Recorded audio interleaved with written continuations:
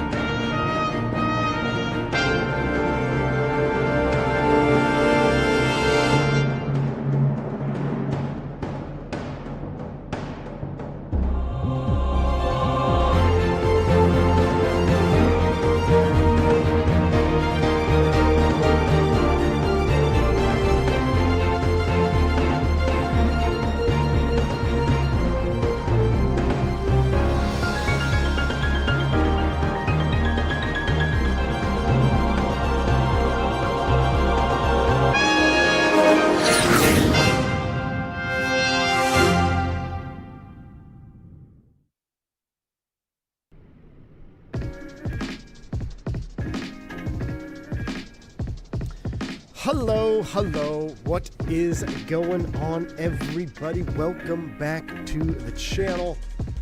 Boy, has it been, a week?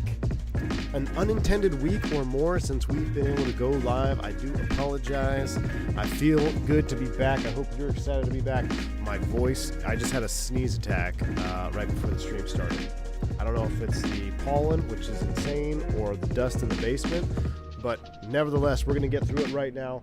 So hopefully it'll clear its way out here. Yeah, my nose is just like massive sneeze attack right before we went live. But good to see y'all. It's been a busy couple of days for me here in real life. So that's why I haven't been able to stream. I do apologize. But I figured when we get back at it here, we should get back into the old Fenix A320 with a lovely livery. One of my favorite top 5 liveries of all time, Battleship Gray for United. And we got a little mismatch cowling on this one, which I absolutely love, courtesy of Whiskey Throttle. Picked this livery up off the Flight Sim TO. Absolutely juicy. Got the IAE engine there. We're sitting in O'Hare, and we're headed over to Minneapolis, which is where I'm going tomorrow morning. So I figured, well, let's just warm up. I haven't flown the Airbus in real life in about a week, and I haven't flown anything in a week. So before I go to Minneapolis tomorrow, we're going to go up there right now. For those that don't know, Minneapolis is Minneapolis, land of donuts. So it should be a fun little stream, short stream, because we've got a lot to do on the ground. We're going to tackle a long MEL today. We've got a 7-page MEL it's a real MEL that I had combined with a bunch of other ones, which we're not going to do. I'm not even sure how the Fenix is going to react to this, but we're going to find out together. I'm sure it'll be just fine. Basically, we're flying with an INOP flight control computer. You have 2 on board, or for the ELACs, you only need 1. So there is some additional procedures you have to do, and it can get kind of kind of tiresome if you do it 4 legs a day or 3 legs a day, which the particular flight that I had with this MEL, we had 3 legs in it. So it was not very enjoyable, but I figured it'll be fun here on the sim. So welcome in, everybody. Glad to have you here. Team Vog is in the house. What's up, man? Good to see you. Caco, man. Hey, you get your sign off. You all signed off now. A320 driver officially. Callie Simmer, very nice to see you here. Good morning to you out on the West Coast, Best Coast. Cal Ferris, good to see you, man. There's a layer of pollen on my car here in Florida, dude. It's my allergies have been off the chain. Plus, I got sick, and then I lost my voice, and then it came back, and then I've been going back and forth between Texas and here, and it's just insane. So, anyway. Simulating a used and abused bus. It is indeed. It is indeed. Aaron in the house. Good to see you, man. Looks like we got Zippy Zapple here as well. The fake green dot. Good to see you. Bonjour, Mo Abassi. Bonjour, my friend. All right, hold on. Hold on. I'm gonna mute my mic real quick.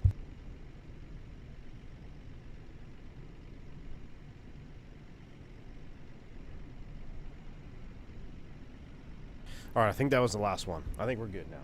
I think we're good. But I'm watching at the Columbus Airport right now. Really, Jamie, that's awesome. Columbus Airport. I had my first severe turbulence encounter in an airliner was going into Columbus. That was pretty spicy.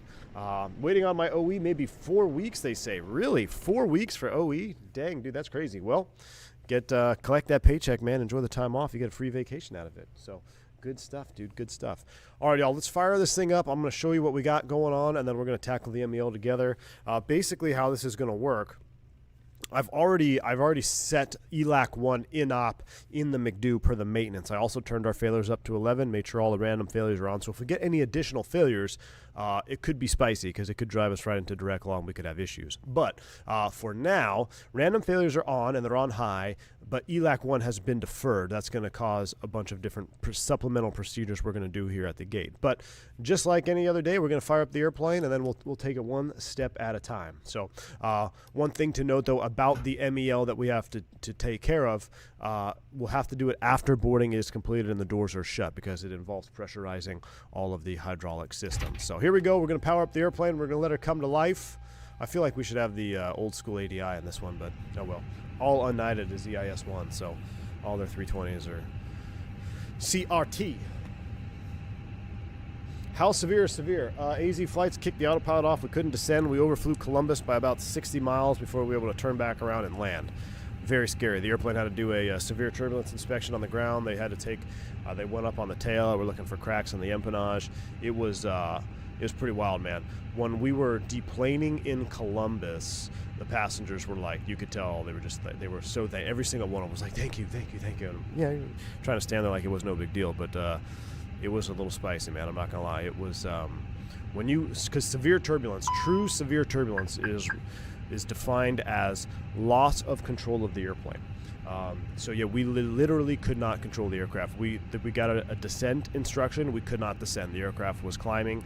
Autopilot was kicked off, and the captain at the time, I was the first officer, was just doing everything he could to keep it level. Just keep wings level, slow down, and it was a wild ride, man. But yeah, overflew Columbus by about 60 miles, and then turned back around and made the descent. So, okay.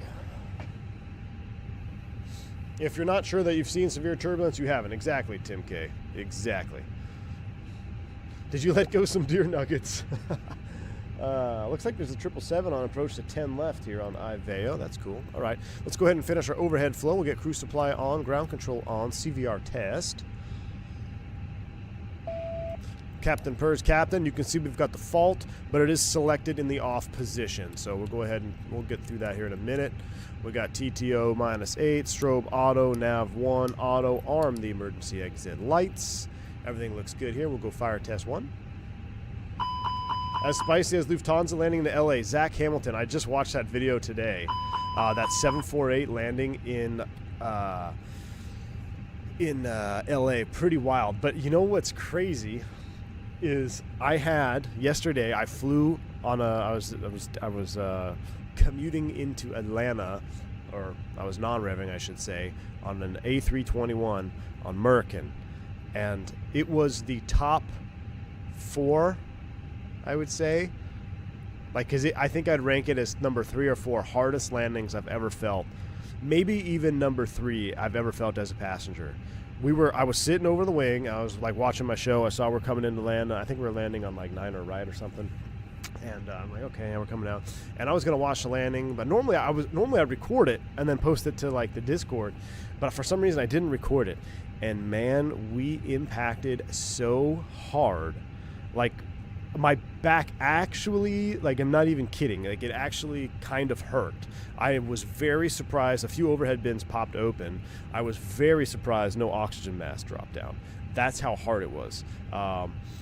Third or fourth hardest landing I think I've ever been a part of as a passenger. I mean, it was, and I don't know who was flying it. There was a new female first officer. I was chatting with her at the gate before she was on OE, so I don't want to say it was her because I don't know who was flying.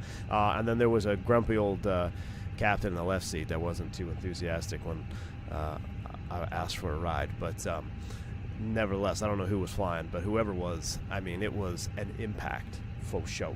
Sounds like all the Navy pilots getting the jobs. I mean, it was, yeah. Anyway, okay, let's finish up the box here. Let's go into the initialization. We'll do a init request over here. Let's get some ATs over here. We skipped half our flow, but we'll be all right. We'll get AOC here. I bet a load 15. Oh, Jeremy, yes, I would wager a load 15 was printed on that landing. I would absolutely think it would have to have been printed on that, for sure. Fly Daddy-O, welcome to Private Pilot, my friend. Welcome on board. Glad to have you here. Welcome to the madness that is V1 Simulations. We also have Mini FCU working, courtesy of Captain Canada, so we had to move it to the community folder. So we've got our Mini FCU working. Works flawlessly. See the digits. I don't have a camera for Mini FCU on today. I just have our normal 2 cameras, but it'll be extra juicy. Nabil, good to see you, man. Welcome to the stream. Glad to have you on board, man. Okay, so that's been initialized. Let's take a quick check here at the weather. It's pretty much clear in a million, severe clear. 150 at 5. What a beautiful day to fly. Okay, so with 150 at 5, O'Hare to MSP, we're unknighted, 357. We'll get this in the box here. We're going to go cost index. You know what? It's a pretty short flight. Let's go 21 on the cost index. Cruise flight level was... Always forget. I think, yeah, 36. That's a bit aggressive. Let's take 32. Let's go 320 westbound. All right, flight plan O'Hare 150 at 5. Let's depart on. Let's take a look at our charts here before we get before we get people boarding and all that. We got to get situated here on the old charts. Let's zoom in. Let's go day mode here as well. Nabil, thanks for the 3 months support, man. Appreciate it. Says just juicy content made 3 months fly by real quick. Hey, man, appreciate that. Glad you're enjoying it. Sorry, it's been kind of non-existent the last week. We'll talk about it in cruise. There's just been so much going on. 28. I don't want a long taxi, so let's just go off of, gotta be a quartering tailwind, dang it. I guess we're gonna have to, where are we gonna go? Let's take 27 left for departure. Alright, I know it's probably not what they're doing in real life, but there's no ATC on, we'll be fine. So 27 left, no SID, we're doing the O'Hare 8, 9, whatever it is. I remember when it was like the 1, then it cycled all the way through. Used to be the O'Hare 8 forever, and then it cycled all the way through. I don't even know what it's up to now. Arrivals into MSP, though, I do know what we're going to plan on. Actually, let's check the winds. I hope we get 30s because I want to try my donut landing. I'll show you guys the donut landing here for MSP. Let's look at the... Matter of fact, let's just go to my flight here and look at arrival. MSP weather, arrival, 140 at 9.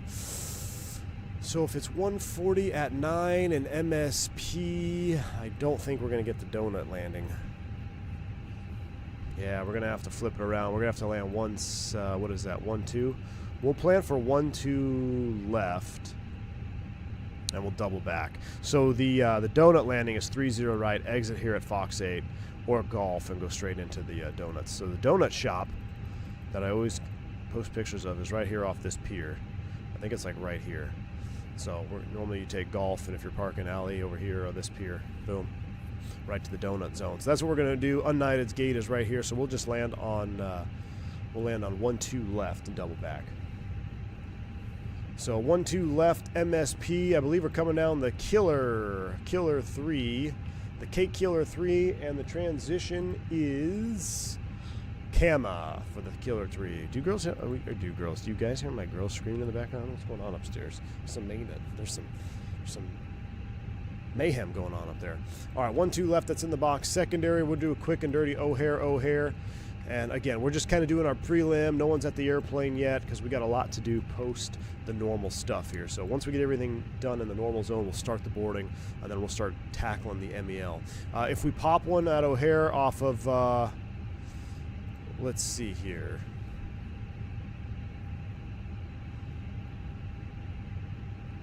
I don't know. Let's just come back 27 center. That's fine. Too many runways, man. O'Hare is just madness. O'Hare is madness. Look it up in the chart if you really want to do this in real life. I'm putting 200 there in the barrow. We'll go 0, or in the rad out rather. 0. Temperature off the ECAM is 10 degrees. Pretty mild morning up here in the old Chicago. 1027 QNH is 3033. 3033 is set in the secondary. RadNav, we will hard tune something, I believe, for our proper departure procedure. We'll leave it go to the perf init page. We'll leave it just like that. And with that all done, let's start the boarding process. It's about time. And then we're going to start tackling our other stuff. GSX boarding will commence. I'll be right back. Is on its way. Please don't load aircraft until the fuel truck arrives and ask to do it.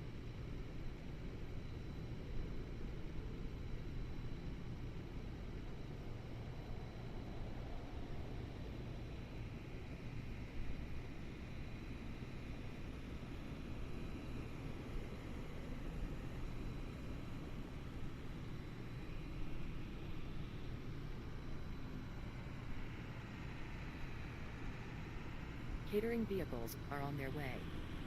Okay. Had to make sure everyone was alive upstairs. Mayhem going on. All right. Killer 3, you mean OJ3. Oh, jeez, Steven. Ay. Zippy's Apple, thanks for the 5 gifted memberships to the channel. Man, glad to have you on the stream. If you pick up a membership from the fake Green Dot himself, make sure you say thank you. Too kind, man. Appreciate you. Hope you're well, Zippy. Man, this scenery looks pretty darn good. I forget which scenery. Is this FS Dream Team? See, I like that. Because you can see in, but not really. I think that helps with frames. That's pretty cool. Oh, look at that. Hold on. Look at this big, juicy IAE. I'm going to save that view there for when we start them up. Al W, 30 months of support, man. Appreciate you. Thanks for being there while I fight the Rona brain fog. Oh, man. Well, hopefully you kick it in its teeth, man, and you make a speedy recovery. That's never very fun. I had it probably twice, too, so 2 or 3 times. But that's never very fun, man. Hope you enjoy the stream and hope you start feeling better. Keep drinking those fluids, man. All right. INOP flight control computer, wingnut landing. Yes, a wingnut landing indeed. So this is what we're going to get to right now. Actually, we just finished fueling. Or are they still fueling? Let's see. Oh, he's just hooking up. So we just opened the panel. We should have a refueling ECAM down here. There it is. Boom. Refueling. So we're going to leave our fuel as is. All right, cool. Who was the creator of that O'Hare? I actually don't know who created that. FS Dream Team? I think it's FS Dream Team. All right. So if we look at our status page, let's start looking at this. ELAC 1 INOP. I'm going to have to pause the alert box because it's going all wild on me. Appreciate you guys, though. Appreciate the support, man. Gustavo, thanks for the 20 months of support. All right, so ELAC 1 is displayed in the status page. So here we go. I'm going to pull out the actual MEL, and we're going to go over this. So basically, the ELAC, what do you think that controls, y'all? Elevator, aileron, control computer, right? So we've got basically the gist of this before I start reading. Oh, good, the MEL just crashed on my iPad. The gist of what we're about to do with this particular system INOP is we're legal to dispatch with only one ELAC computer, ELAC number 2. However, Because of that, we have to verify the redundancy of the flight controls, the flight control logic and how the controls will move without ELAC 1 running. So basically what we're going to have to do at the very end of this procedure, to sum it all up, we have to pressurize all of the hydraulics, and we have to verify that the flight controls will still work and according to the logic that they should, with the associated control computers that we're going to cycle on and off.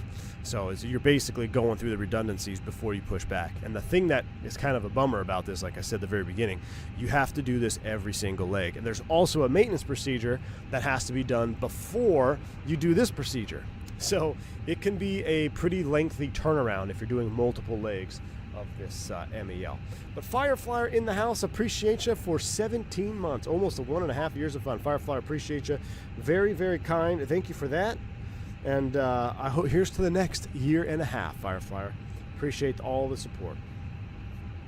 All right, here we go. Elevator aileron computers, ELACs. We have 2 installed. 1 is required.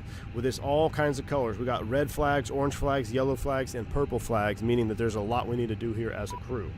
Operational restriction, recurring action required, maintenance and flight crew. There's another MEL that has to be applied, and there's a dispatch concurrence procedure that also applies. So, except for ETOPS, ELAC 1 or any ELAC 1 function may be an operative provided by. The accelerometers associated with ELAC 2 operate normally. That's what we're going to check. Side stick transducers associated with ELAC 2, and all 3 SEC computers operate normally. We're going to check that. ELAC 2, SECs, ADERs, SFCCs, LGCIUs, FACs, and RAs operate normally. TR1, TR2 operate normally. DC tie contactor 1 is verified closed before each departure. All roll spoilers operate normally. Elevators and roll spoilers control through SEC computers is verified before each flight. Approach minimums downgraded to Cat 1, and above flight level 200, the speed brake lever is limited to its half position without mod 333117. So even on the 320, when you get half deflection, you can't, with this MEL, you can't, you're not supposed to go past half anyway. So that's if you have without a mod 3317, which I think would allow more than half, if I'm not mistaken. Nevertheless, we don't need to worry about that. Okay, so operations procedure, flight preparation for RNP AR. We have to make sure autopilot 1 is engaged for landing. This ELAC 1 fault is displayed. DC tie contactor is not displayed. If the yellow electric pump is not available, it does not apply. We have the yellow electric pump. If the flight control ELAC 1 fault alert is displayed, which it is, we see that right here, ELAC 1 fault, right down there. After application of the maintenance procedure, so we'll pretend that maintenance came on, did their procedure. Now we have to do ours. They would trip the circuit breakers in the electrics bay, overhead panel, and one behind the seat here. After first engine start, flight control alternate law may be spurious displayed. Check of the elevator and roll through the SECs. Ground personnel clear, yellow electric pump on. So this is what we're going to wait. We're going to stop it here until we finish boarding. But we are basically we're on page 2 now. We had 1 full page of just reading of what we're going to be doing. And now page 2, we actually start the procedure, which in order to do this, we have to make sure boarding is complete and the beacon is on, because we're going to be moving all the flight control surfaces. So we're going to hold the MEL there. Let's finish up our normal stuff. Our flight plan's in the box. Magic barrel ref key has been set. Let's mini FCU our cruise out to flight level 320. That's going to go there. Let's get our flight directors. Ooh, that's LS push buttons. Let's recycle our flight directors. Get that out of there. Flight directors are coming back on. We got our fuel on board 13.3. Let's go ahead and get this situation taken care of. We'll get that primed up. Double check the fuel is on board and balanced, which it is. So we'll go ahead and clear that. Block fuel is 13.3. That's going to go right there. Done. And let's go ahead and fire up the Apu. Here we go.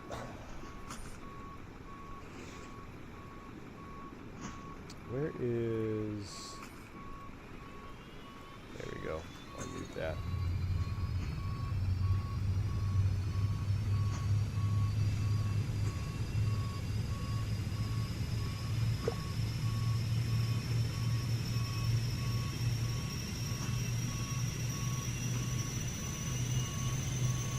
should use the Fenix QRH.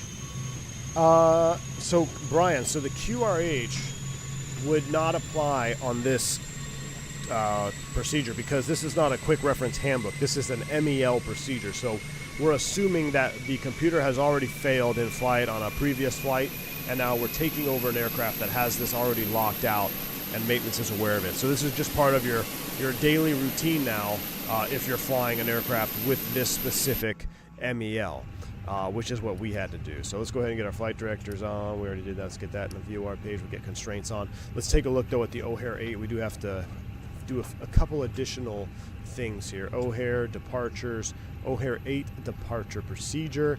Okay, so we've got fixed rings we got to put in here, 8.5 and 5.5 off of GCO. So let's come here, let's do that first. Let's go fix info, GCO, and we're going to do radius of 5.5 and 8.5. Now I don't believe it actually takes decimals. I never remember. Yeah, it just rounds it up. So we'll do 6 and 8 off of GCO. Or actually, we're going to do 5 and 8 because 6 would be outside. So I'm going to go back to number 1 here.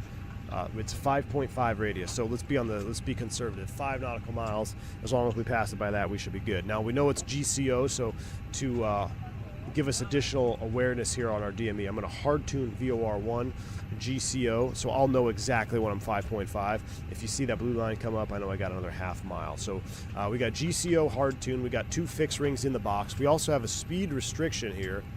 All turbojets maintain 250 until advised by ATC. Now, this is a big gotcha, even in real life. So what you need to do in the Airbus, you can't do a pre-selected speed like in the Embraer where it will automatically cycle through the different altitudes for you. In this one, basically our only option here is to pre-select 250 in the climb out page.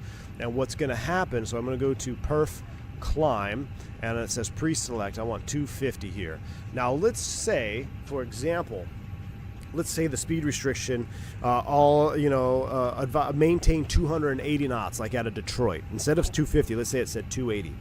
You don't come in here and put 280 in the pre-select, because what's going to happen as soon as you go flap 0 below 10,000 feet, it's going to bug up to 280 knots. You don't want that. So you have to limit to 250. This restriction just so happens to be 250 knots. So it'll go selected speed, and then when we hit 10,000, we don't have to worry about it going managed up to our cost index climb out of 300 or 290, whatever it may be.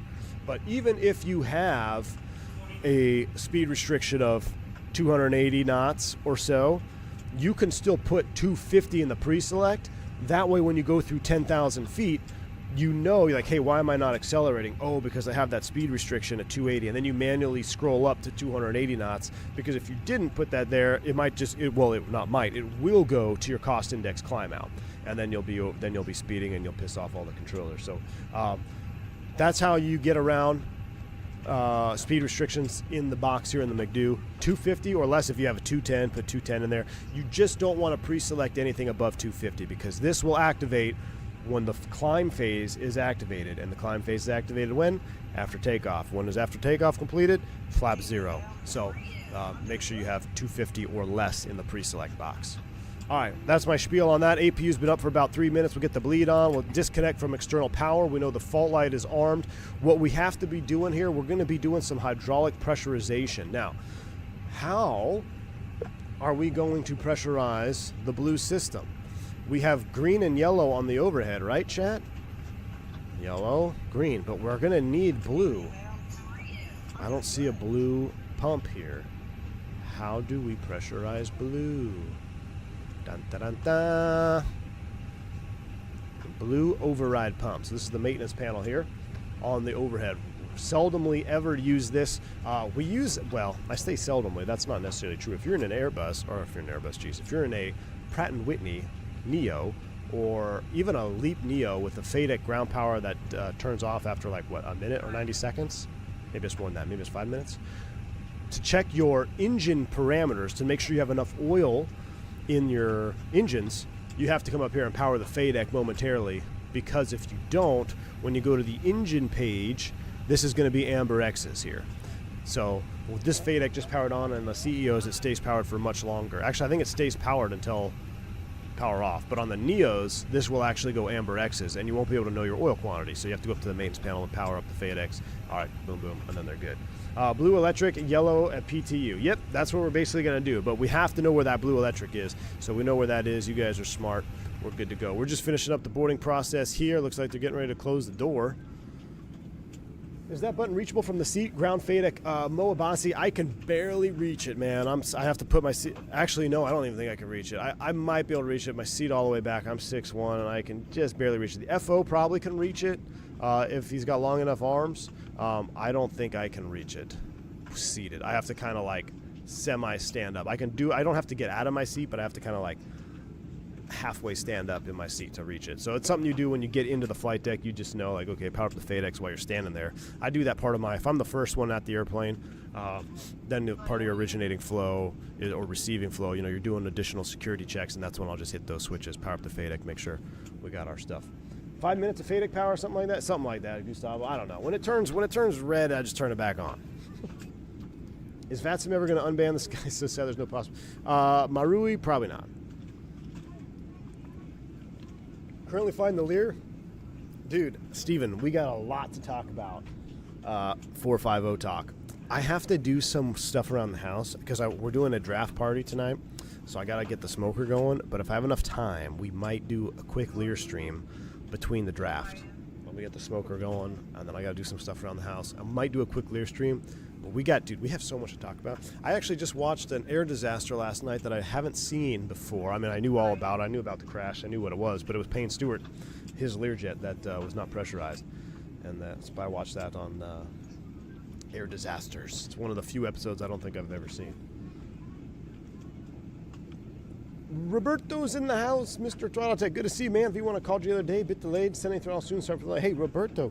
No worries, my man. Appreciate you. You called me. Sorry, I've been away from all things sim and computer for the last week, so I apologize. I don't know why I didn't answer. I mean, I was driving across country and had a couple other things going on. Probably just got lost in the mass chaos, man. But I appreciate you. Thanks for stopping by. Hope you have a wonderful weekend, man. Mad Dax, yeah, or Mad Max, yeah. I like Payne Stewart too, right? I watched him. I remember him winning the U.S. Open, and then the plane crash, man. It sucked. Absolutely sucked. Yeah, you're not supposed to use it in flight mode. There would really be no reason to use any of those switches in flight. All right. Do we miss the 777 land? I forgot about it. Yeah, I think we did. So what's going to happen to this door? Is someone going to walk over here and close it? Gosh, I miss flying the Phoenix. Look at this juicy engine, though. Mismatched cowling. Gotta love it. All right. Let's finish up everything here in the box, and I'll show you what my real PA was like. And I knew this would happen after the first flight, because when we go through this MEL, the real airplane, I don't know why. Is someone out there closing it, or is it ghost closing?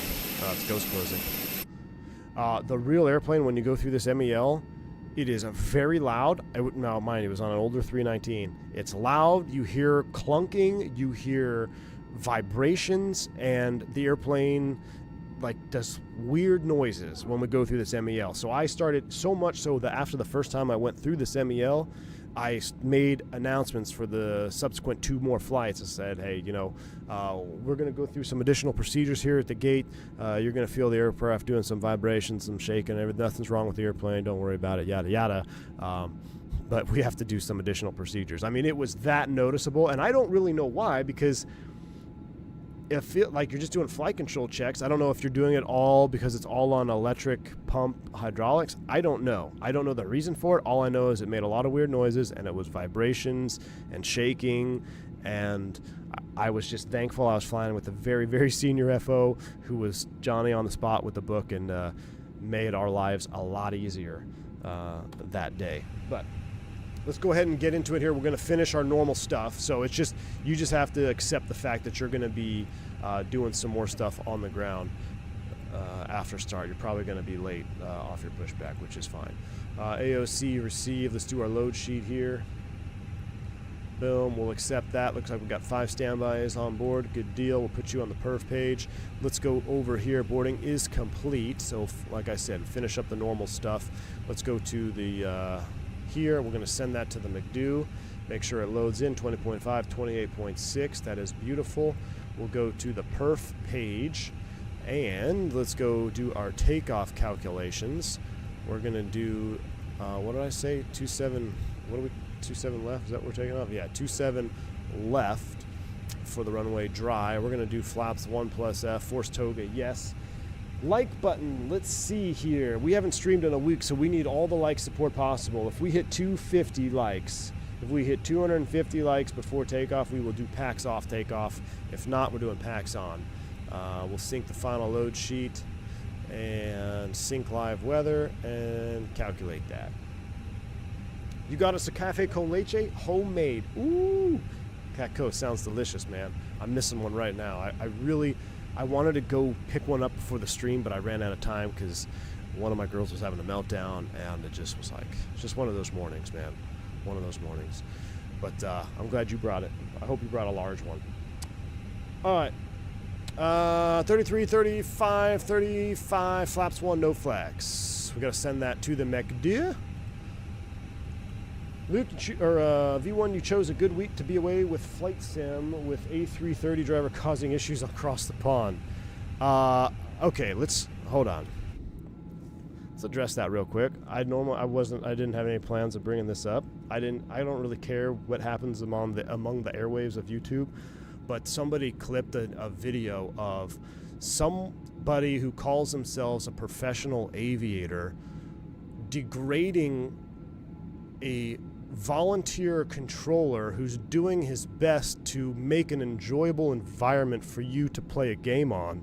You call yourself a professional and you're a public figure, and that kind of behavior out of your mouth is just disgusting. There's no way around it. That was one of the most disgusting things I've seen from a professional pilot on YouTube. I feel like most of the guys are really solid. You got Blackbox, you got Flightdeck. Who's the other guy that has like 20 type ratings? A 777. One of you all told me in the chat. I can't remember his name. Anyway, but yeah, if you're going to be you're going to call yourself a professional, don't berate controllers online in public. Like that's ridiculous. Anyway, okay, enough said about that. Moving on. Here we go.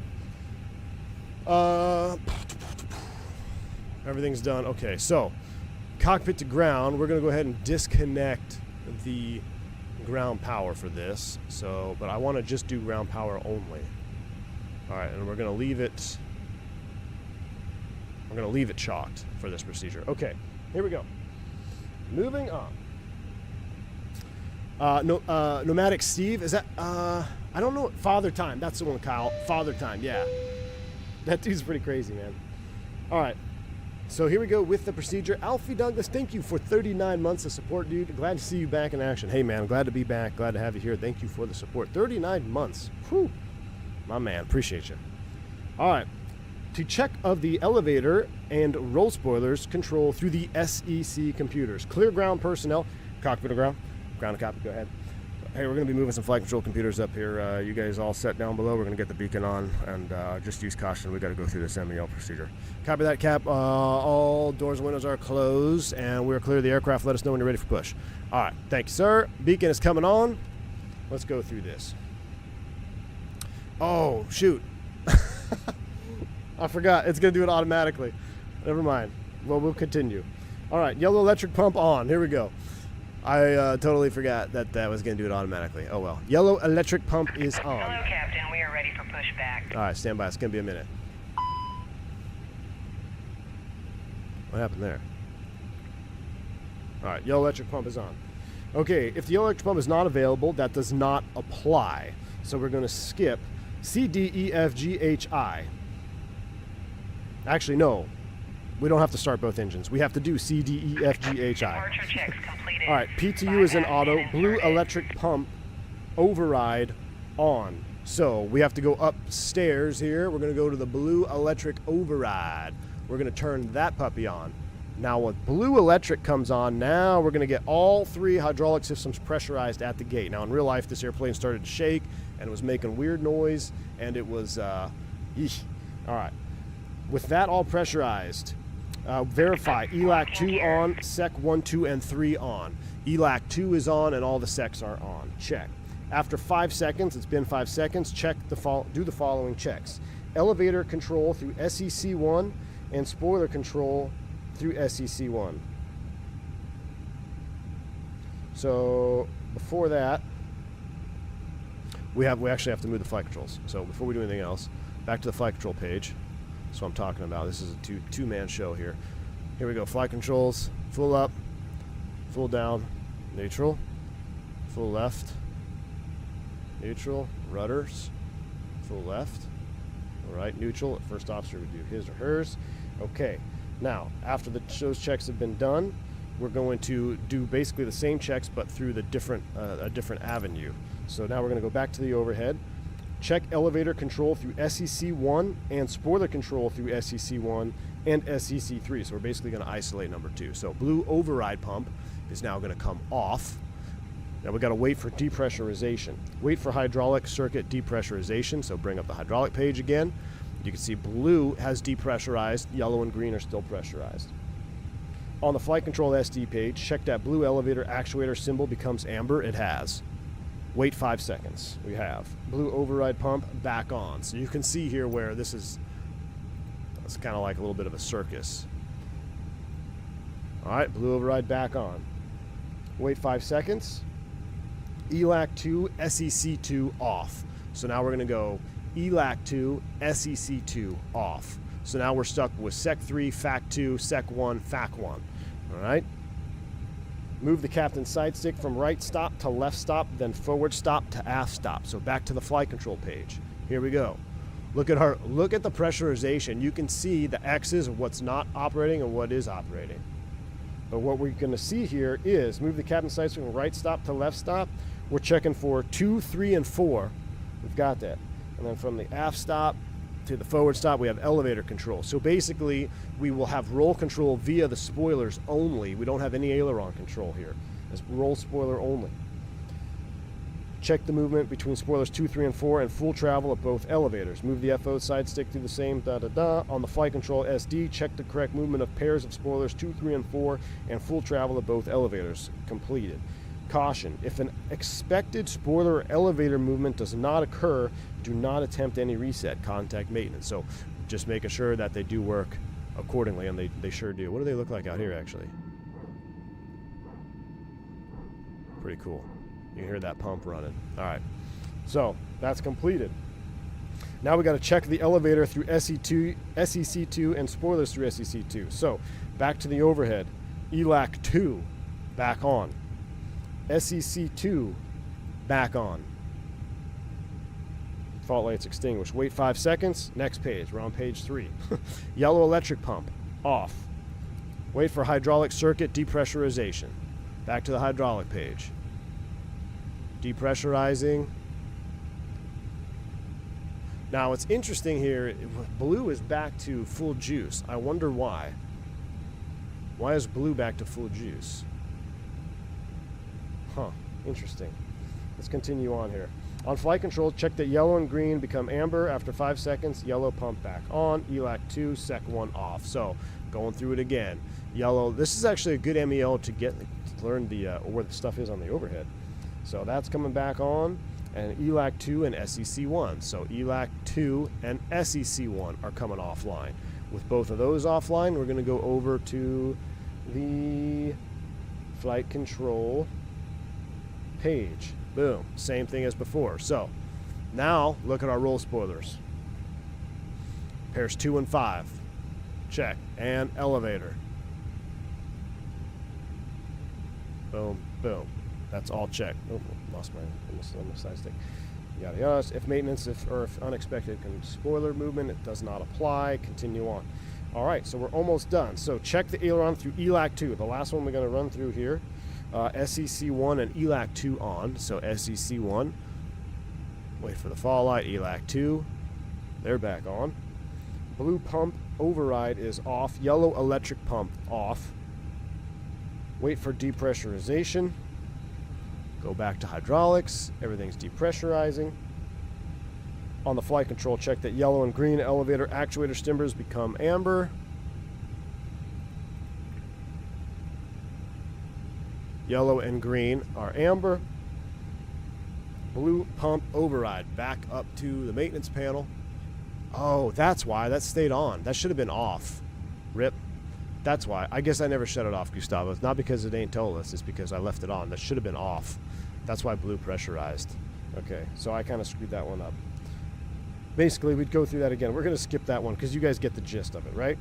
Now we've got to return to normal configuration. So let's go ahead and make sure we're going to go all the way to the top. Make sure everything is normal now. So that is off. Ooh, coffee delivery. Thanks, hon. Blue pump override is off. That all looks normal. And that looks normal. All our SECs are back on. Yellow electric pump is off. Everything else looks good there. Flight controls look normal. Let's go ahead and clear that out. Return to yellow. Yellow electric pump off. Blue pump override off. ELAC 1 check off. It is. Check that DC tie contactor 1 is closed, which it is.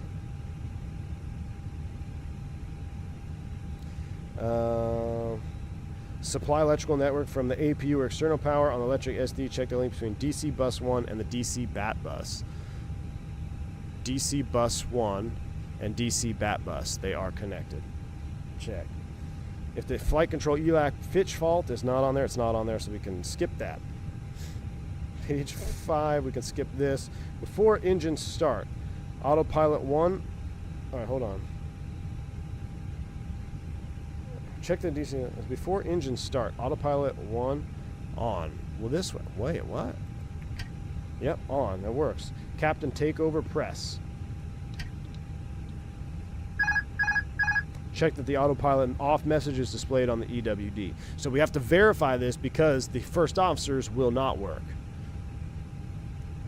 Check in fact that ELAC 1 is not electrically supplied. FO overtake. So the FO would try his, and we verify that it would not work. Approach. AP1 is used for approach. The captain must be pilot flying. Due to the fact that ELAC 1 is not electrically supplied, the FO takeover push button cannot disengage the autopilot. Dispatch is downgraded to Cat 1, and then we have to do another small MEL and a maintenance procedure, which we're going to skip. But that, ladies and gentlemen, is the ELAC 1 MEL. Most of it, like 90%. We skipped one test, and then we'd have to do an associated MEL. So imagine doing that for 4 legs or 3 legs in a day. Not very fun. So that is complete. Boarding is complete. Now let's actually push back and get out of here. I hope my GSX guys are still down there. We need to go continue pushback. And we want to go, oh man, I don't know, nose left facing south on apron. Release We'll parking get the brakes, Throttletek please. cam out. Apologize for the background being all jacked up. We'll get this over here. And brakes are released. And you're clear to push. Release parking brakes, please. All engines clear. Here we go. Start at will. All right, I need some coffee now because I feel like I just talked for 20 minutes straight.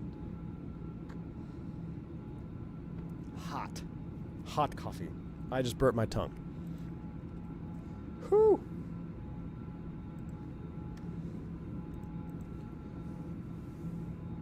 I have an Airbus question. If both engines are running and you start the APU and APU bleed, which bleed does it put? Oh, APU. Gear B. Oh no, that's electrical. Never mind. APU will prioritize a bleed. That's why, Isaac Johnson, that's why we can do we can get the performance of a packs off takeoff by leaving the APU bleed on. So when we do the Toga packs off takeoff, you'll either see me just turn APU bleed on or we'll shut the packs off manually. The preferred method, if you can get away with it, is to do the APU bleed on. Now, in other countries and in some noise-sensitive airports, APU use is limited. So in that case, you would be actually shutting Pack 1 and Pack 2 off prior to takeoff. But if you don't have an APU limitation and you have a functioning APU, just leave the APU bleed on because now you've got APU bleed handling all of the pneumatics in the cabin. No one's going to get really hot back there, and the engine bleed will be completely isolated to engine power, so you get that additional performance like you would with a bleed off or packs off takeoff. But yeah, the APU will take precedence on the ground, or it will for bleed. Can the 320 do a dual engine start? No, it cannot, Murray. No, it cannot. You will get a bunch of fault messages, even in a Neo. Even if maintenance says it can. Allegedly.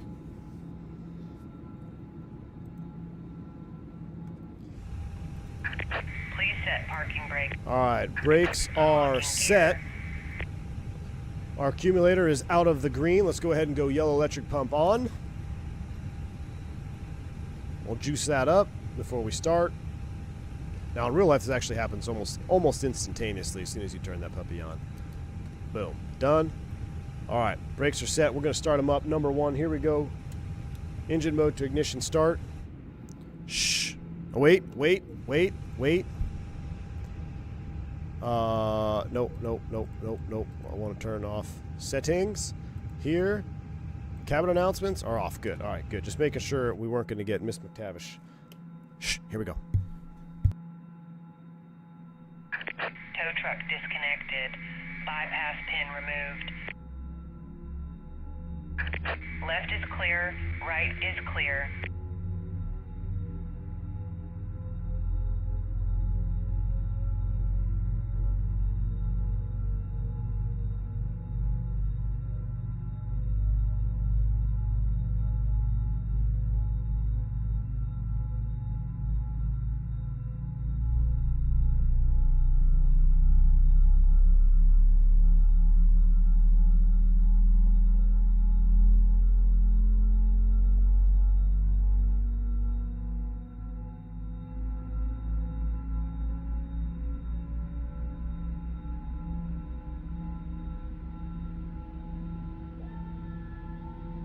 God, I love it. I love it. I didn't have the sounds up. I apologize. I had them down. Hopefully you still heard it. Whoo, buddy. Should we do the second one from outside?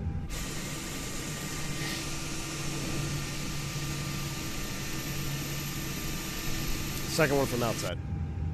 Here we go. Starting 2.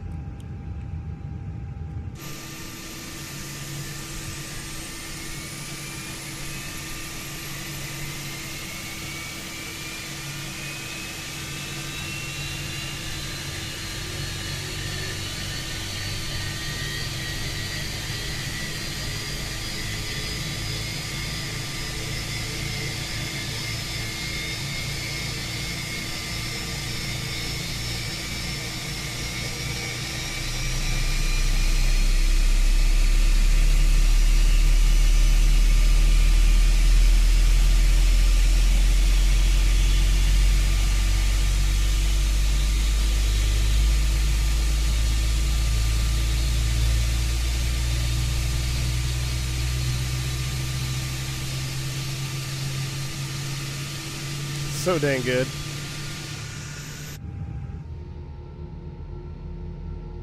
So good.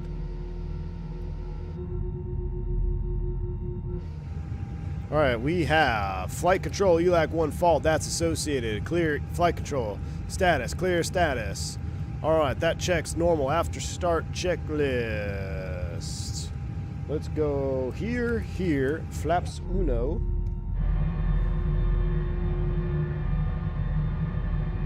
Love the textures on this livery. Whiskey Throttle's just knocking them out of the park, man.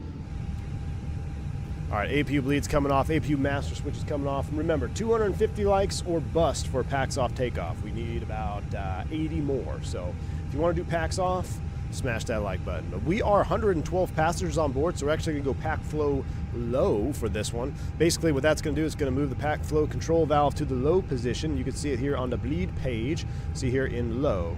So there's low, medium, and high, or norm and high. Let me see how fast that valve moves in Phoenix. Oh, okay, that's about right. Yeah, that's pretty good. So that would be normal, and then high flow would be if you had excessive or more than 138, 48, what, 148 on a 320 Econ configuration. Now remember, if you have a single bleed source though, it's automatically always high. So if you're just running the APU bleed on the ground, this switch does nothing. It will always default to normal pack flow. But since we got 2 engines running 2 bleed sources, that's good. Let's put this into the realism mode right about 11 and 11 at 11 o'clock. All right, good. 2 good starts. Flight controls, I tell you what, we're going to do it right here just because we were messing with all of our stuff. So flight controls, full up, full down, a neutral, full left, full right, neutral, rudders, full left, full right, neutral, trim was supposed to be up 0.2, right about there. These are associated, check our hydraulics, check the flight control page. ELAC 1 is INOP, so these are associated indications with our ELAC 1 being INOP. So we got a good start, everything else looks good. Let's just do our other flow here. Auto brakes, max, takeoff config, check. Boy, we don't have to do it on the taxi out. That's in auto. We're squawking 2000 TARA, ready to go. You guys ready? Here we go. Taxi lights coming on. Wrong side. Man, what a beautiful day. Ugly time to flight sim, huh? 12 noon with no weather. Oh yeah. Brake check. Pressure 0. Here we go. What's better, fly-by-wire or Fenix? Ah man, the Fenix has got more going on for sure. Fly-by-wire's got a lot of stuff going for him, but it's just not as complex as the Fenix is. Not yet, anyway. We should fly the fly-by-wire. We haven't flown that in a long time. We should see what's going on with the fly-by-wire. Let's make a turn in the alley here, and let's make a right 180, and we're going to go out the north side.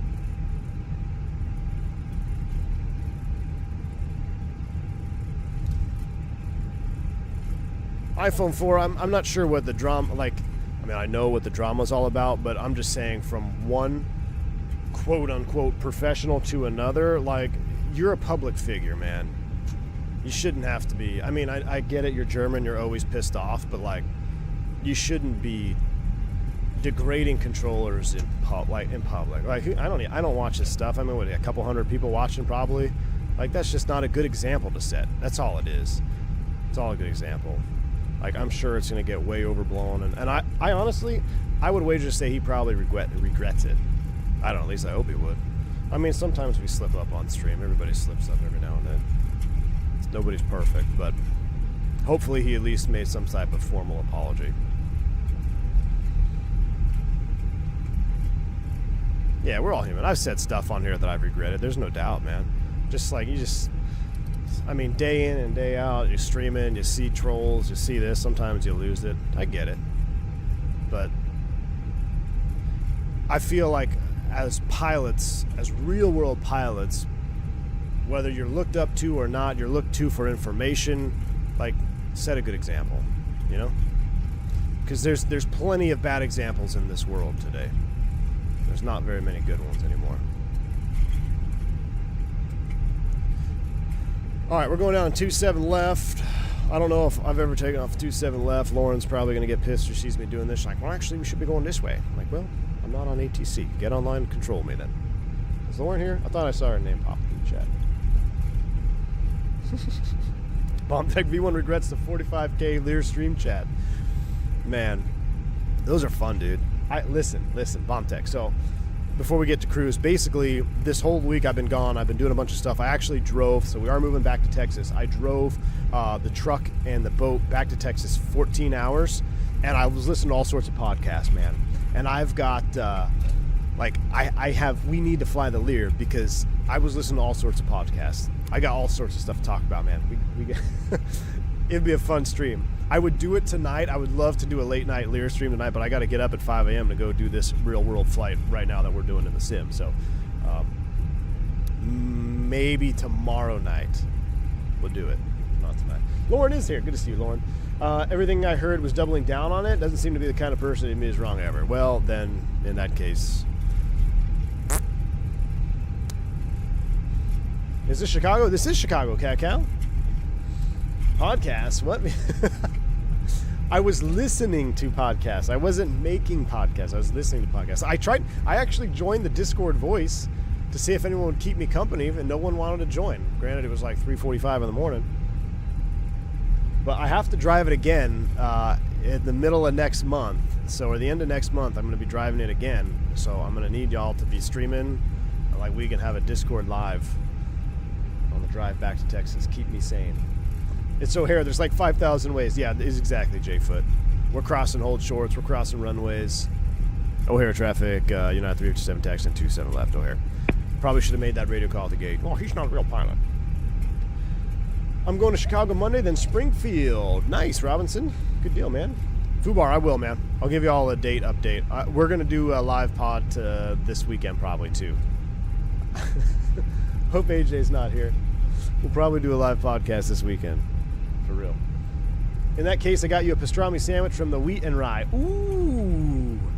I love me some Wheat and Rye, Catco. Love it, man.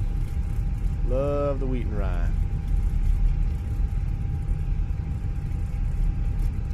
All right, here we are. 2-7 left. All our takeoff checks are complete, I think, I hope. Did we hit our light goal? We were supposed to be 250 before takeoff. We are at 211. Unacceptable, chat. Let's go. No yogas for this one. Y'all are letting me down. I wanted to do a Toga on this mismatched engine cowling here.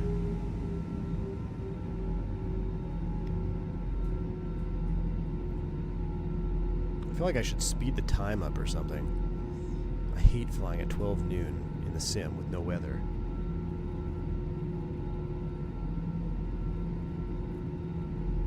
Should we do the wing view lineup challenge? Let's try it. This is gonna be a new thing. Wing view lineup challenge. Or engine, this would be engine view, because wing view would be even harder.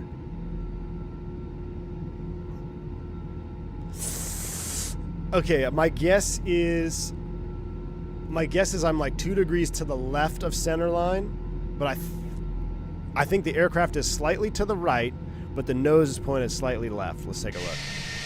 Ah! Oh, yeah, I was way off. Damn it. All right, let's fix that. Let's get out of here.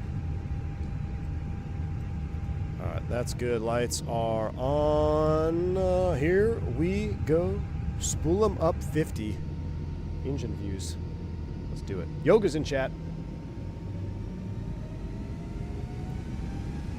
Yoga. Ooh, yeah. Man, Toga SRS runway. Auto thrust is bleh.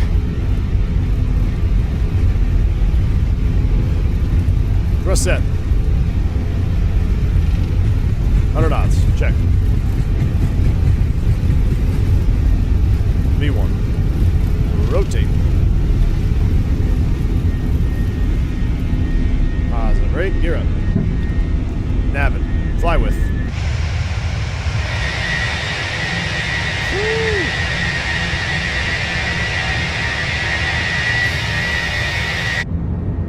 Oh, baby. Callie Simmer, thank you for the $10 bank angle check. I'll get that in just a second. Callie Simmer, I did have alerts muted. All right, here's lever climb. We'll do it from engine view because it's the only way to do it. Whew. All right, we're thrust climb, open climb, heading. United 357, turn right, fly heading 300. 300, United 357. Left turn to 300. Callie Simmer, thanks for the $10 bank angle check. I was upstairs listening to the flight and I heard the word podcast and ran downstairs. Is the release date? No, it's a leche on me. Callie Simmer, appreciate you. Very, very kind. We'll auto retract them just for you, Callie Simmer, right here. Appreciate that $10 bank angle check. Cafe con leche on Callie Simmer achieved. There's our auto retract. Look at the dirt on those flaps. Goodness. And let's not overspeed the slats. Flaps 0 after takeoff checklist. Thank you, Callie Simmer. Too kind. Man, for midday stream. See, it does that overspeed. I feel like that happens when you do an auto retract. I think we've identified a bug. Okay, you can see here, chat, that we have auto-selected to 250, right? Remember when I was talking about on the ground, I said if you had pre-selected 280, right now it would be bugged at 280 and selected speed. So we've already passed our 5.5. We're well above that, and we're going to be well above the other restriction at 8 miles. So we are good there. With that said, let's get a direct 2 in the box. United 357, direct pumpkin on course. Direct pumpkin, United 357, 90-degree right turn, bank angle check. Here we go.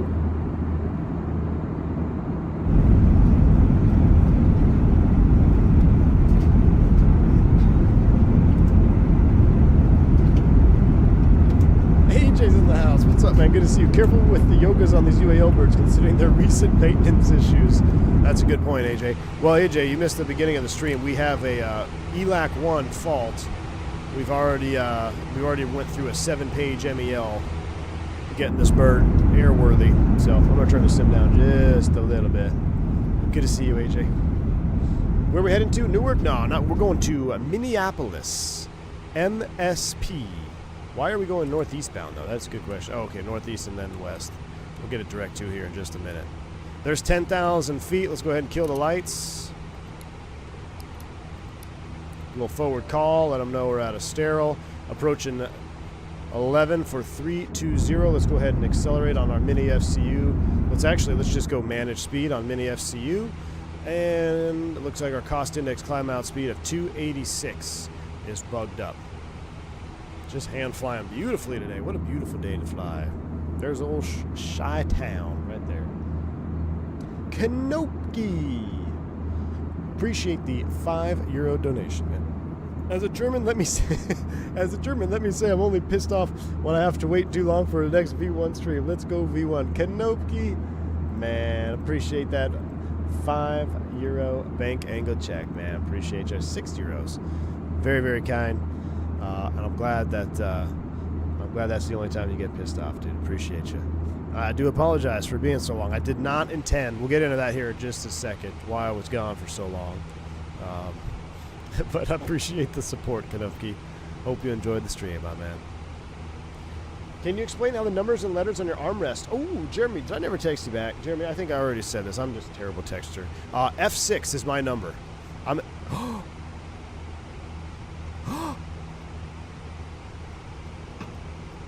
It's like Amir knew what I was thinking.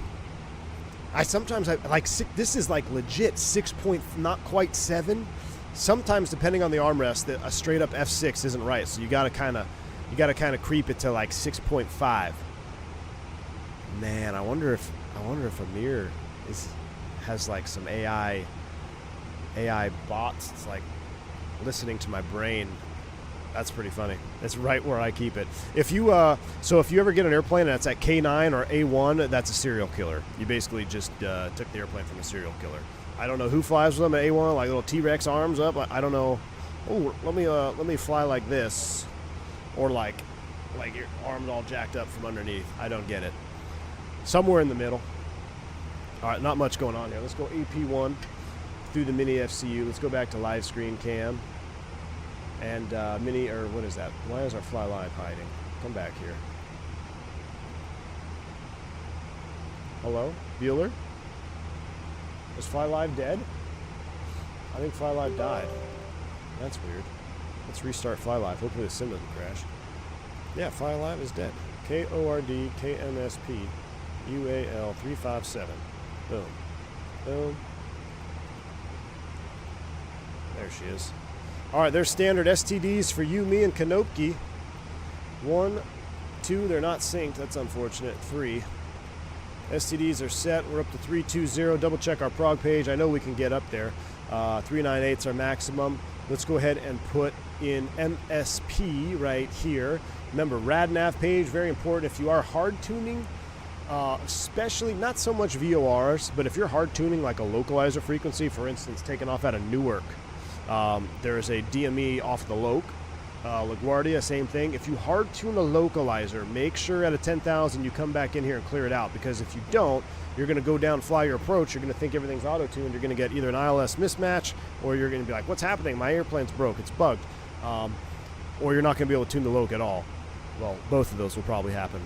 So make sure you clear it out if you start messing around with hard tuning nav aids. But we're at a 20, and actually what you can also do here, be pro pilots, we'll go secondary. We'll copy the active just so we've got it. And we're good to go. Our lights are off. Everything's good. I think it's time we get to realism mode, so let's pop these suckers out. Oh, we have the old school mounts on this. Let's go ahead and go realism mode. Let's put our seat back. Just past the 90. And we get the jump seat out. There we go. Ladies and gentlemen, we're on our way to get some donuts. It's like Insta ads. They listen to you. Yeah, I think so, Mo. I think so. It's crazy. What do the letters and numbers mean? It's for height and angle, I believe, Jeremy. So like the height, like the rear and the front. That's what I'm assuming. I've never actually looked it up. All I know is I'm an F6, F6.5. That's where I put my armrest. But it does adjust, like it adjusts from the rear and kind of like, I think it's pitch and height. So you can adjust the angle and the height of the armrest. Any IFE today? No, short flight, man, short flight. That pre-flight has a lot to go through for donuts. I know, Team Vodka. I'm going to be there tomorrow morning. I want to see some donuts. Probably be flying in over your house there, Team Vodka. Position of the armrest side stick so that a pilot knows exactly where to put set when jumping in another Airbus. Correct me if I'm wrong. Position of the armrest side stick size. Probably, yeah, Moabasi. Yeah. Keep everything uniform. You're lucky you're not on VATSIM. Chicago Center would be all over you. Say airspeed. I know. Well, I already complied with it, AJ. I already complied with the speed restriction. Make sure your cell phones are off. You're going to ping a Canada tower right here, and you're going to get charged for roaming. Yeah, I already did it, AJ. Could you do Chicago Cancun? Oh man, that's a long flight. Frontier Airlines livery, my favorite in-rail flight. Maybe Stormy. We might do Dallas Cancun. I'll meet you in the middle. I'll do Dallas Cancun. How's that? I do like a good old Dallas Cancun. That used to be one of my favorite turns out of the old DFW. How do you dim the cockpit lights at night? The pilot who shall not be named once said they keep the dome lights on to keep from falling asleep. So, Luke, I'll tell you one thing. I've flown with a few pilots or a few captains when I was the FO that wanted to keep the dome light on. I can't stand the dome light, and I turn that stuff off. Now, I guess it, like, if you're a relief pilot, basically if you're a bunk buddy and you're just a relief pilot on a wide body, like my buddy on a triple, he's what do they call it? I can't remember what he call it, but basically he comes up in the middle of the night, sits up front all middle of the night, and then goes back to the bunk for the rest of the flight, depending on how long the flight is. It's all augmented. So for those guys, I could see it because you are literally over no man's land. Well, you're over the tracks, which can be some of the most busiest airspace in the world, actually, if you're going over the North Atlantic. But I can see those guys wanting to keep the dome lights on. But as far as just like a night flight from Chicago to Dallas, or like even a red eye, like, don't turn the dome light on, man. So I never have the dome light on unless we're getting up, to go use the lab or something like that.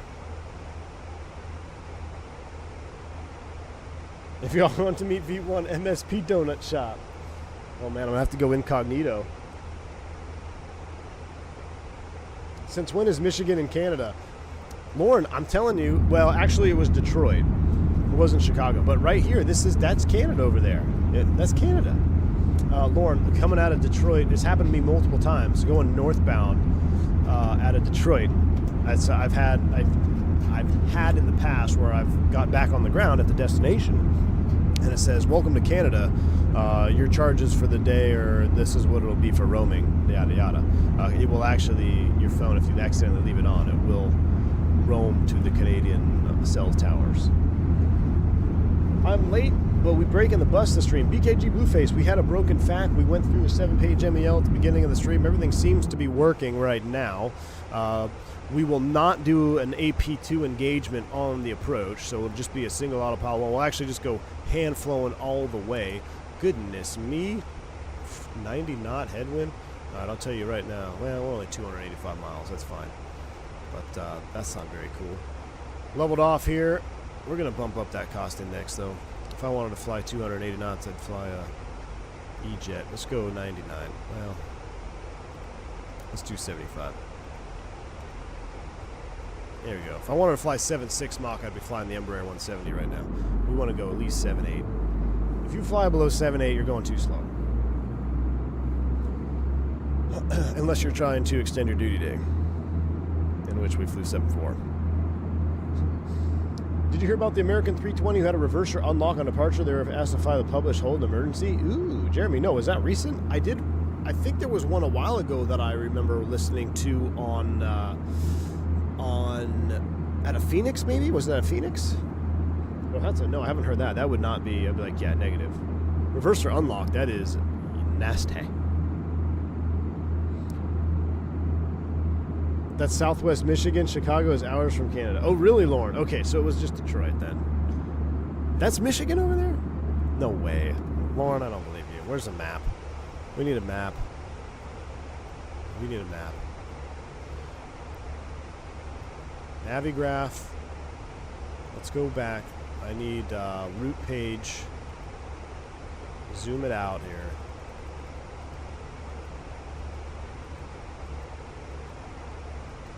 Oh, that is Michigan. Yeah, it is. Okay. Well, where's Detroit then?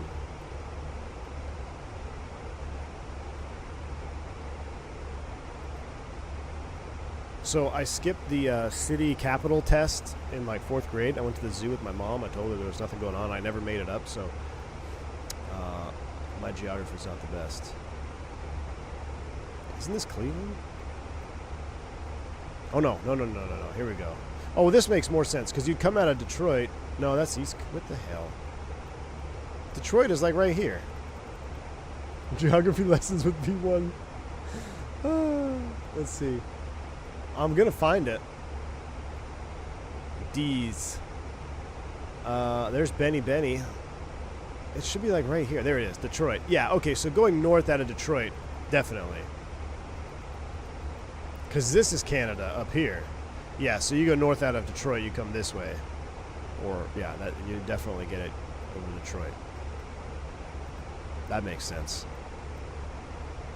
What's up here? Yeah, this is all still not Canada. Okay. All right, I stand corrected. Thank goodness we got Lauren in chat. Yeah, born and raised in the South Detroit, Canadian. Release the passengers. I know, my bad. I forgot. Okay, passenger sign release. You're now free to move about the cabin. All right, we're back at it. Seatbelt sign is off. We're chilling. We're good. Pilots were patient, but I could tell they were annoyed. 74 Gear just made a video about it. Wow, I'd have to look it up. That's pretty crazy, Jeremy. I watched that one where that DC-4 crashed. Very tragic. That looked awful.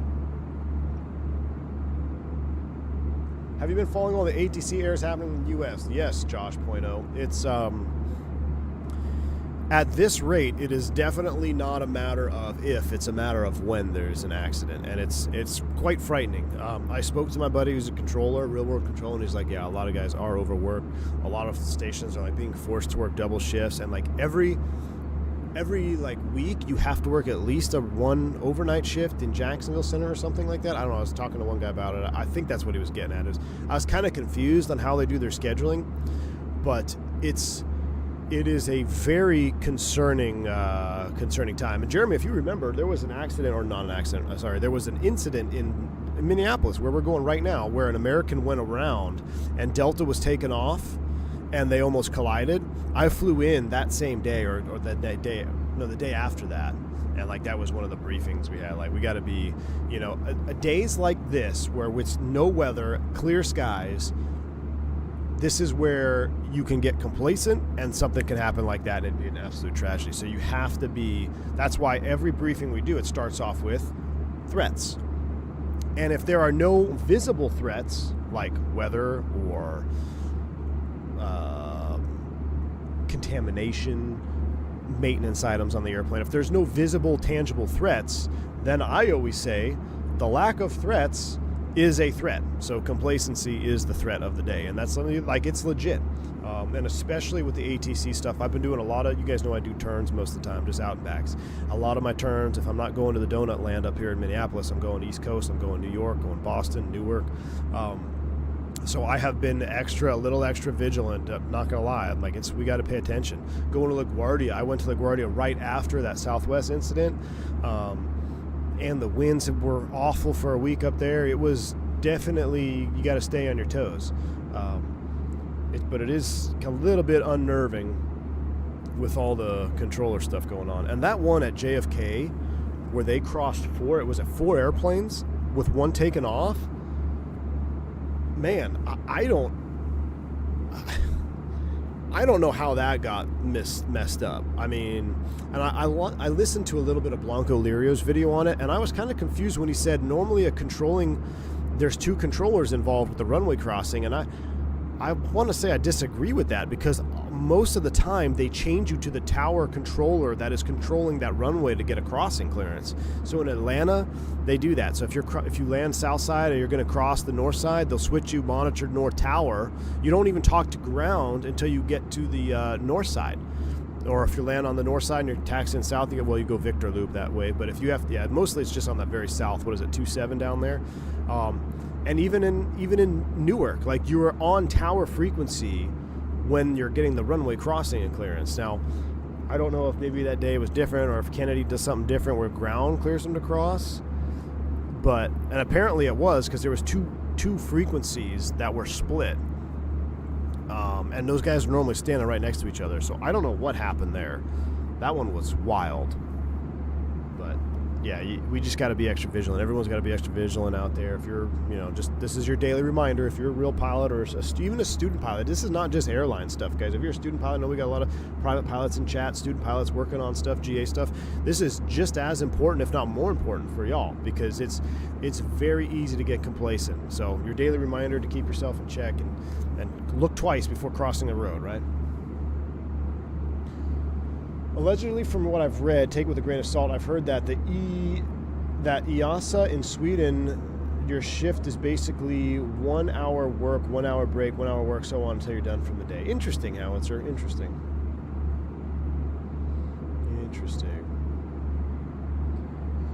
V17, yeah, listen to that one also. Said before, Gear made a video about a drunk controller in South America. Oof, I remember when there was a drunk controller, impaired controller in Vegas. People were landing on CTAF. That was wild. Kennedy has two tower frequencies. They absolutely miscoordinated there. So it was just a miscoordination. That one's a scary one. That one was scary. V1, what does it clear to land mean exactly? Sorry if it's a stupid question. No stupid questions.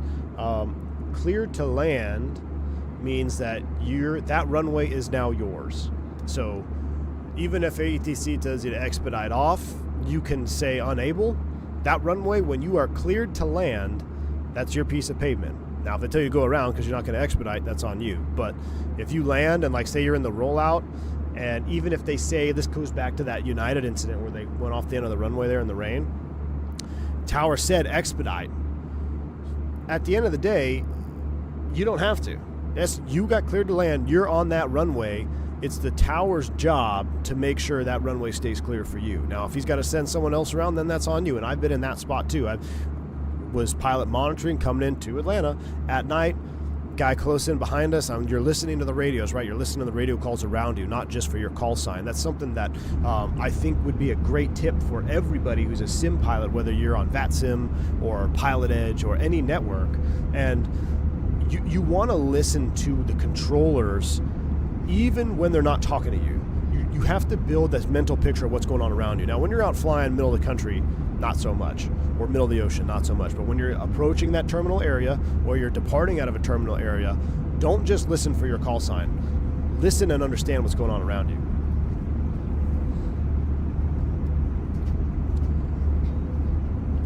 Not entirely true means separation currently exists for you to land.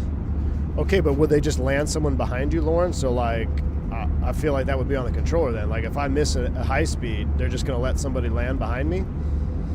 That would be their job to tell them to go around, wouldn't it? Because as far as I'm concerned, if you're cleared to land, that's your runway. You'd think with the power of AI, there'd be a decent controller software visibly lock out a clearance based on...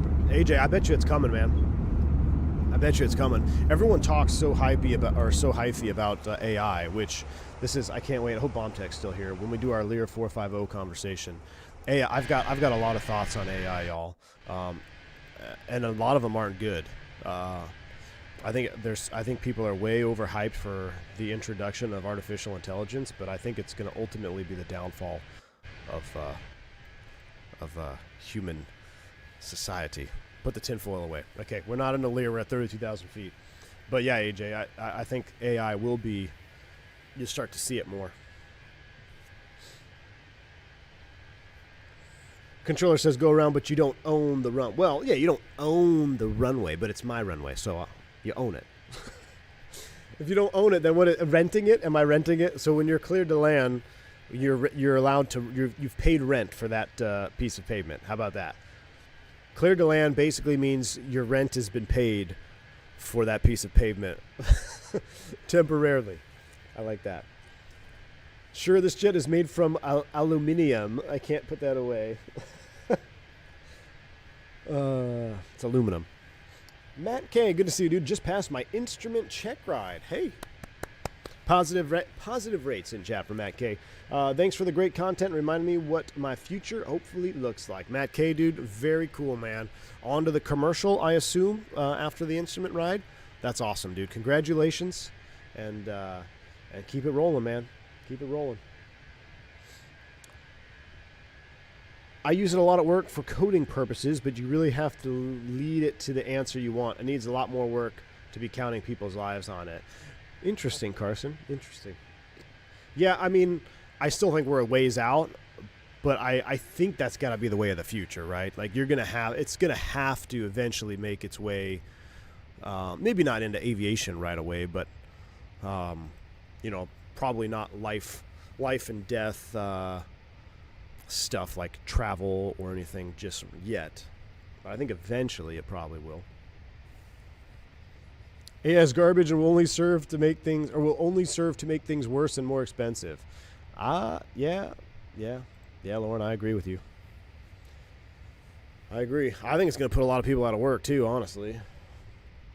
Just not just aviation. I mean, like, just jobs around the world will be rendered not useless, but like you could save a lot more money with AI, you know? I don't know. You have to look at return on investment. We're getting dangerously close to a Lear 450 stream. We're getting dangerously close. I'm going to say it anyway. So did you know that the power to run like AI servers is going to be more demanding than that of like all this like green energy that wants to be run? Like it's crazy when you think about it. I was listening to Dr. Joe Rogan on that. We're talking about AI and the power that it requires. Our grid cannot even handle, like it can't handle what it needs for AI. It's such a power hungry source. AI Skynet. Wasn't Skynet on DCS? All right. Here we go. Move. V2 plus 10. Let's get back. Let's rein this in here. I love some good conspiracy chat. I really do. V2 plus 10 says, Captain, did they find out what was causing the excessive engine vibrations? They have V2 plus 10, and right now, the last I heard, the engines that are being removed for inspections are down for approximately 300 to 400 days.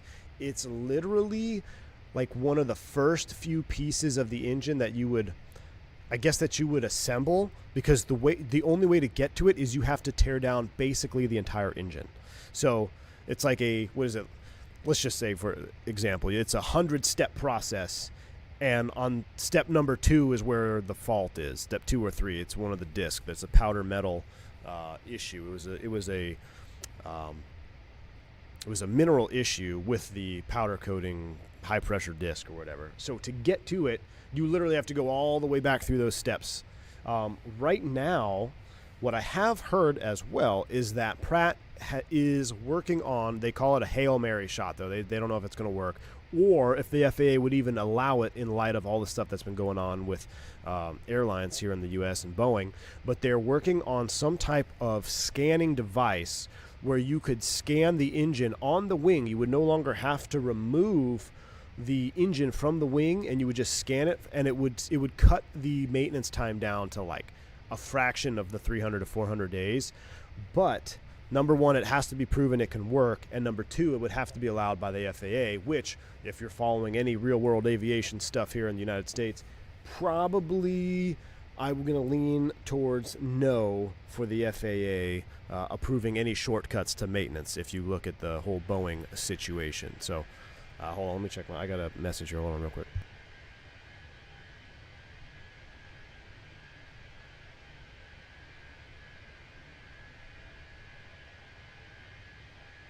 All right, I'm back. But yeah, I wouldn't listen to rogues on anything. Speaking of AI, what do you think of Beyond ATC? I don't know anything about Beyond ATC. I really don't. But, I mean, as it comes out. Oh, we have a custom cabin. Should we do a little cabin tour? Let's do a little cabin tour. Let's do a little. We have a company message. We were probably late off gate. I'm sure we were. I want to take a look at this cabin here. Old school cabin. Yep, we'd have to do that. We're not on Virtual. I love the markings, though, on this bird. So nice. So nice. So now, you know what's funny? If there's any painters in chat, Whiskey Throttle, I don't know if you're here, or if anybody's... can you modify this? So what we do sometimes, because pilots have the, maturity level of a 5-year-old, is a lot of times they'll get into the airplane. This is a fire-resistant glove here, heat-resistant glove, and they'll fold it so that just the middle finger is sticking up. It's just kind of like one of those, funny. It'd be fun if you could change that. Anyway, okay. Maturity level 0. Into the cabin we go. Can we brew coffee like we can on the BAE 146? I don't believe so. Literally uninstalling. We have a non-functioning galley here. Unbelievable. I'm uninstalling. The Fenix is just... It's just awful. Pretty cool guy. I've actually never really looked at the galley. Is this a... What is it? Oh. Table load. One flight... Oh, no. Alright. Anyway. Come on back here. I'm here. Look at the paint. Man, who remembers this cloth seating? I can smell this. Like you'd try to get to your seat here and you'd like bump this headrest and you'd see all the dust and like little mites and stuff come off the headrest. Look at the colors, man. With the colors on this, it's really hard to get the battleship gray colors done perfectly. And I feel like this is really, really well done. Like that gray on the battleship gray has got to be just right. It can't be too light, can't be too dark. And then you got to have that perfect blue out there. And I love this mismatched cowling detail. Very cool. Should have mentioned that Amir's going to do a fully functioning galley. You know what? I'm surprised. I'm actually surprised that it's not functioning. They're probably like, okay, they'd probably get too much hate. Like, well, I don't have any FPS because my Celeron processor is not powerful enough to run your powerful galleys. These seats always look like they were damp. Yeah. Yeah, I know you remember Team Vodka. Very 2000 bus vibes. Love it though. PBE. Look at this. This is part of the livery. That is some detail. So this is a PBE. It tells you where the PBE mask or personal breathing equipment. So if you're fighting a fire, it's going to be stowed apparently in the lavatory, which we cannot access. Oh, I thought that was a toilet. What is that? Oh, that's like part of the outdoor cargo hinge or something. Flex space galley. Got two lavs in the back. All the zip ties are on there, so you can't go Denzel Washington on the carts. Gotta love it. Pretty cool. I haven't done a Phoenix cabin tour in a minute. Here's the PBE right here. Oh, protective breathing equipment. Excuse me. Protective breathing equipment. So you'd actually check to make sure that it was still valid. There's an expiration date on it. Part of the safety checks. Checking your flashlights. Checking the door. Very, very cool. Here's your PA system. Wow, these galleys, I don't think I've ever done, I really don't think I've ever done a Phoenix galley tour or like cabin tour. We've just been so enamored with the wing views. Look at this. A320 safety. Sicherheit. Is that how you say that? Seguridad. Security. Melao Lockdown. Fuyang. Very cool. Gotta love it. Good old Phoenix. The seatbelt sign is off. No smoking sign is off. Kevin Johnson, no, I don't use eye tracker, man. I just use my mouse. Mouse and keyboard. Can you move the trays in now? Nope. Recaro Racing seats. These are the new seats everyone's mad about. Just missing the FA's phone on the tabletop. Yep. Can pilots brew their own coffee? I mean, I don't see why you couldn't. I never have. But I don't see why you couldn't. All right, we got to get ready to start down here in just a minute. Let's enjoy some juice here on the engine nacelle view. And then we're about ready to start down. Actually, that's too loud out there. There we go. There's a juice view. I was wasting my French on the chat and you leave.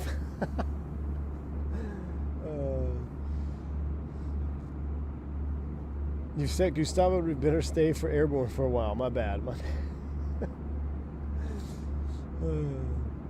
Was that? No, I don't think it was a piece of luggage, Aaron. I think it was part of the cargo. Yeah, the cabin does look good, though. Does look good. Can I have my orange juice? Poop water brew, slightly less tolerable than Starbucks Pike. Yeah, don't drink airplane coffee. Don't drink airplane coffee, y'all. I'm sorry to break it to you. Just don't do it. Unless it's like,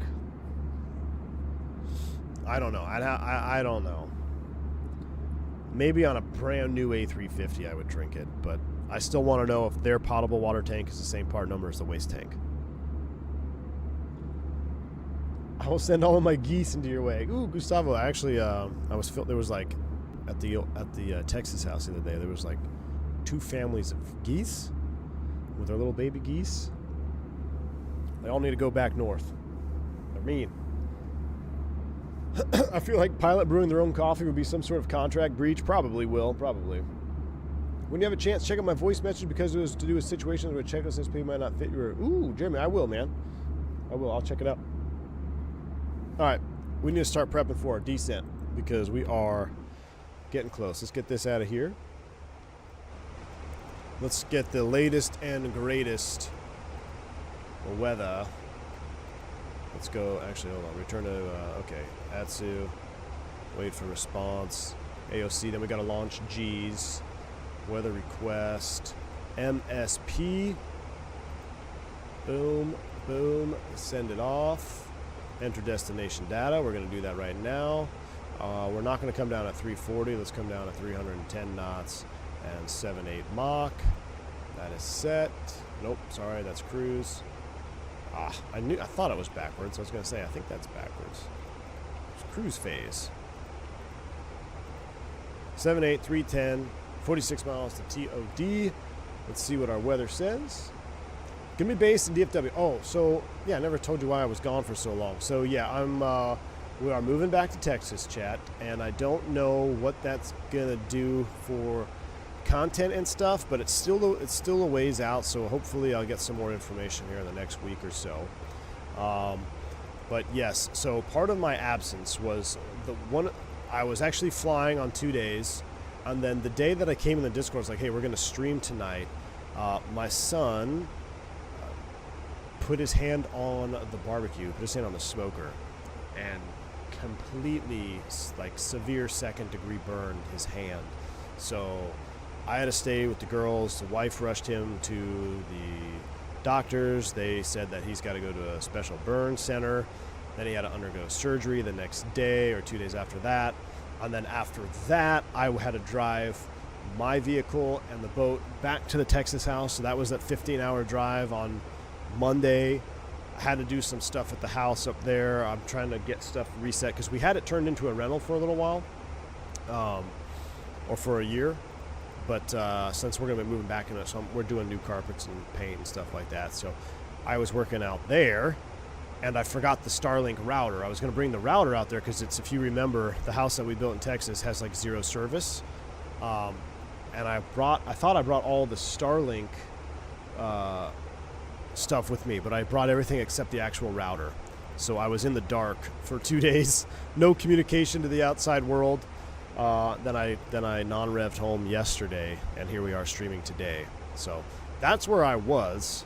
I fully intended to not just disappear on y'all for a week, but that's what happened. Now, what's interesting is Starlink has come out with a new router. They're Gen 3 or Gen 4. I can't remember the number. I'm interested to see if I buy that one and try. I have my other PC out there that has like the newest like motherboard and Wi-Fi chip and all that. And it has Microsoft Flight Sim installed on it. So I'm going to, next week when I'm going out there, I'm going to try to do a stream just to see if the new generation router and like a new Wi-Fi PC would be able to stream from the house. And if it can't, then we're back to looking for another V1 HQ. But like I said, there's still a lot of moving parts. We need to start down though, and we're doing the ILS 1-2 left, right? Yes, ILS DME 1-2 left, Cat 1. That's all we can do. We're Cat 1. Let's go ahead and zoom this puppy in. Out or below 240, out or above 240. Let's set our mini FCU altitude to 10,000 right now for a second. Yes, my son is going to be okay, Fubar. Thank you. I appreciate you asking. Yeah, it was pretty scary. It all happened in slow motion, you know? We were sitting out on the deck and I saw him going towards the barbecue. It was on. We had the smoker on, and my wife was right there. I was still by the door, and she was looking at him, and for some reason, I guess it didn't register that it would be hot, because they're at a pellet smoker, like only really like the smoking box and the lid are the hot part, right? I mean, you can like the edges, the hopper's not hot, the edge is not, and I saw him going for it, and it happened in slow motion. By the time I got to him, it's too late. He had his hand full up on right where the burner can is. So like the hottest part of the pellet smoker. His hand, full handprint, like boom. And I mean, he's one, so doesn't know what to do. And I pull his hand off, and a little bit stuck to it was awful, man. And then the blistering was just insane. But yeah, he underwent surgery. He's good now. They said he's gonna make a full recovery. They put cadaver skin on his hand for like the healing process. It's kind of weird. But you know, thank you to whoever that was that donated part of their, I guess they would have donated their body and stuff to help others. And so yeah, he's got that on his hand now. It's wrapped, and he's got a little club around. But he's actually getting really good at maneuvering with this club. So he slides it on the floor, on like the part that's not carpet. So he basically just leans on his club and kicks with his legs, and he's got some pretty good speed up at it now. So it doesn't seem to be bothering him terribly. But yeah, it was definitely scary, because it was like last minute. I'm with the girls alone, which is fine, but like then my wife is off by herself, and it was at a night where there was like this massive storm rolling through Atlanta, pouring rain and lightning. It was a mess, man. It was a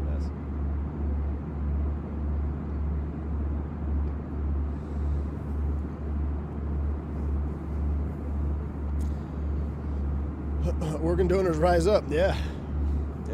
Mom Tech says my youngest had to have an appendectomy.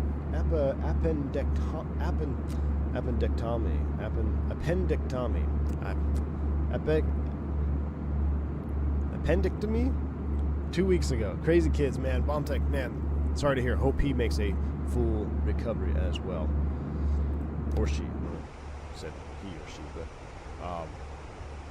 we're gonna start down a little bit early. Mock Des. Here we go. Coming back. Engine's just pulling down. Is it going to SCAR? They don't believe so, Brian, but it's, I guess it's kind of hard to tell right now. We'll know much more. So 7 days, it's completely wrapped now for 7 days. So I think they're going to take a look at it. We'll see it again on the, like next Friday-ish. Then they'll be able to really assess more. But when they did the surgery to remove the dead skin and everything, they're like, it actually wasn't as bad or as deep as they thought. So like, because it's his whole hand, it's not just one spot. So like, you got to be careful, I guess, when the burn goes over your joints, because then you can get, I forget what they call it, because you can't move your hand. I don't know, but yeah, his entire surface of his hand was burned.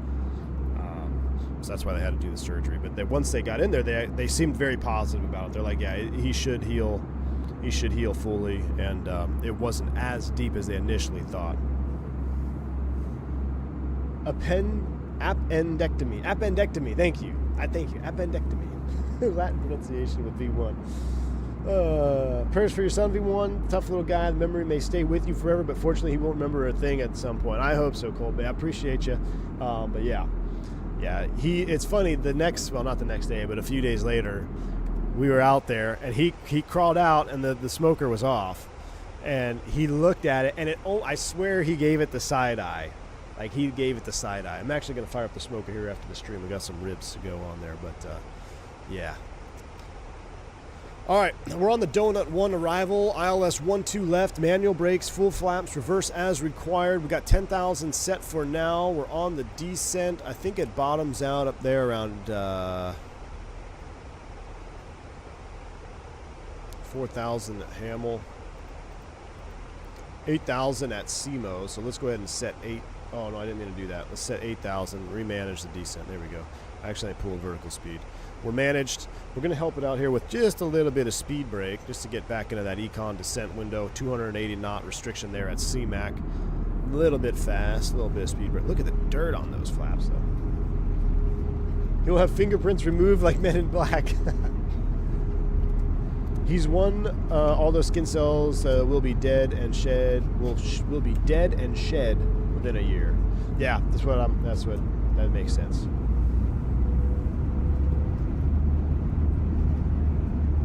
I don't know if he'll have fingerprints on Russell. That's a good question. I don't remember seeing that chart published. It's only for Glaze Warriors, AJ. The Donut 1 arrival on the MSP is for Glaze Warriors only. All right, double check the status page. Make sure we haven't had anything else. Cat 3 dual is INOP. Cat 3 single, ELAC 1. Now, in the real airplane would actually be Cat 1 only per the MEL. There's an additional MEL that downgrades this airplane to Cat 1, even though it says Cat 3 single.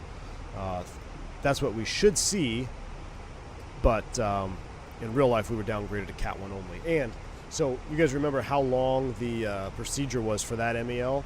So the airplane that I flew that had this exact problem, it also had first officer push to talk inoperative. It had the captain's intercom. I think it was captain's intercom was out, so we had to use the speaker and like our side headsets. So basically it boiled down to I was going to be pilot flying all day and he was just going to do the radios. We also had, what else? We had our APU. Oh, that's what it was. We had the APU bleed, but we could not use APU generator. The APU gen was out. So we could do normal starts, but there's also another MEL that we used in conjunction with this MEL, which is the cross tie one. We've done it on the stream before, where you have to verify that the bus ties are all working. So do the MEL that we did, plus another MEL for verifying that the generators are picking up the load by themselves.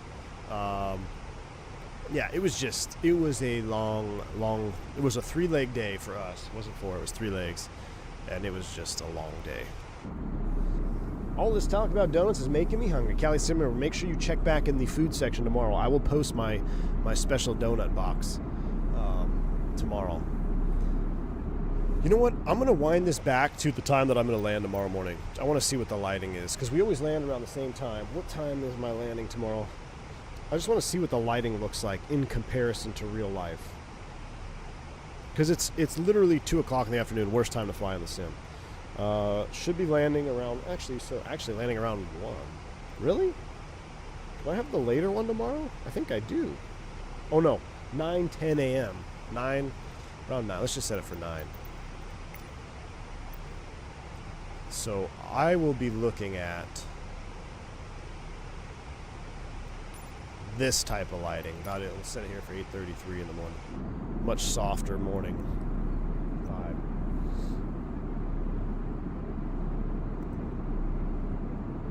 Now what's cool is summertime, this is pretty much daylight up here. In the winter, it's still pretty dark, or the sun will be rising. I love this. I don't know. I like flying in here though. I like to look at all the lakes. I like to see if there's anybody fishing. So anybody in MSP, there is a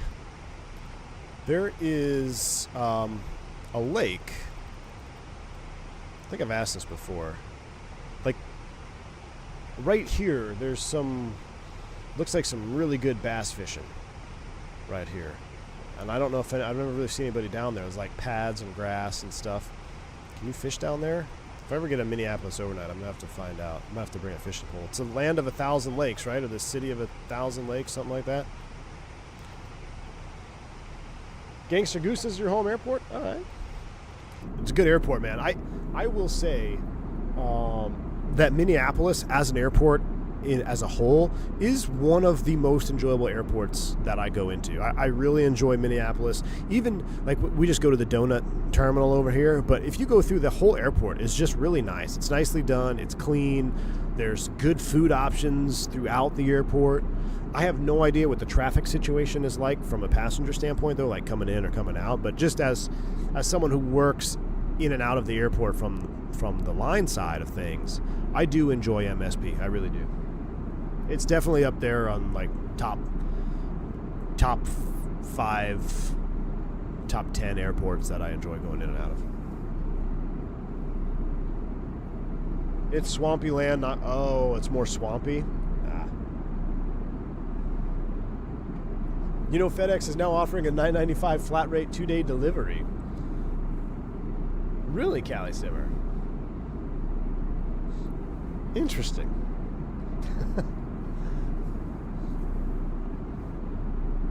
Easy peasy traffic wise? All right. One of my friends is a bomb appraisal officer. What is a bomb appraisal officer for MSP? Is it like a bombardier? Bomb, bomb, bomb? What if I say bomb on an airplane? Bomb, bomb, bomb? The better fishing is down the river where it meets the Mississippi. Oh, okay. I love the land out here. Like, there's properties that they actually remind me a lot of, like, the property that we have here in Georgia, which is great. I love it, but it ain't Texas. 3018.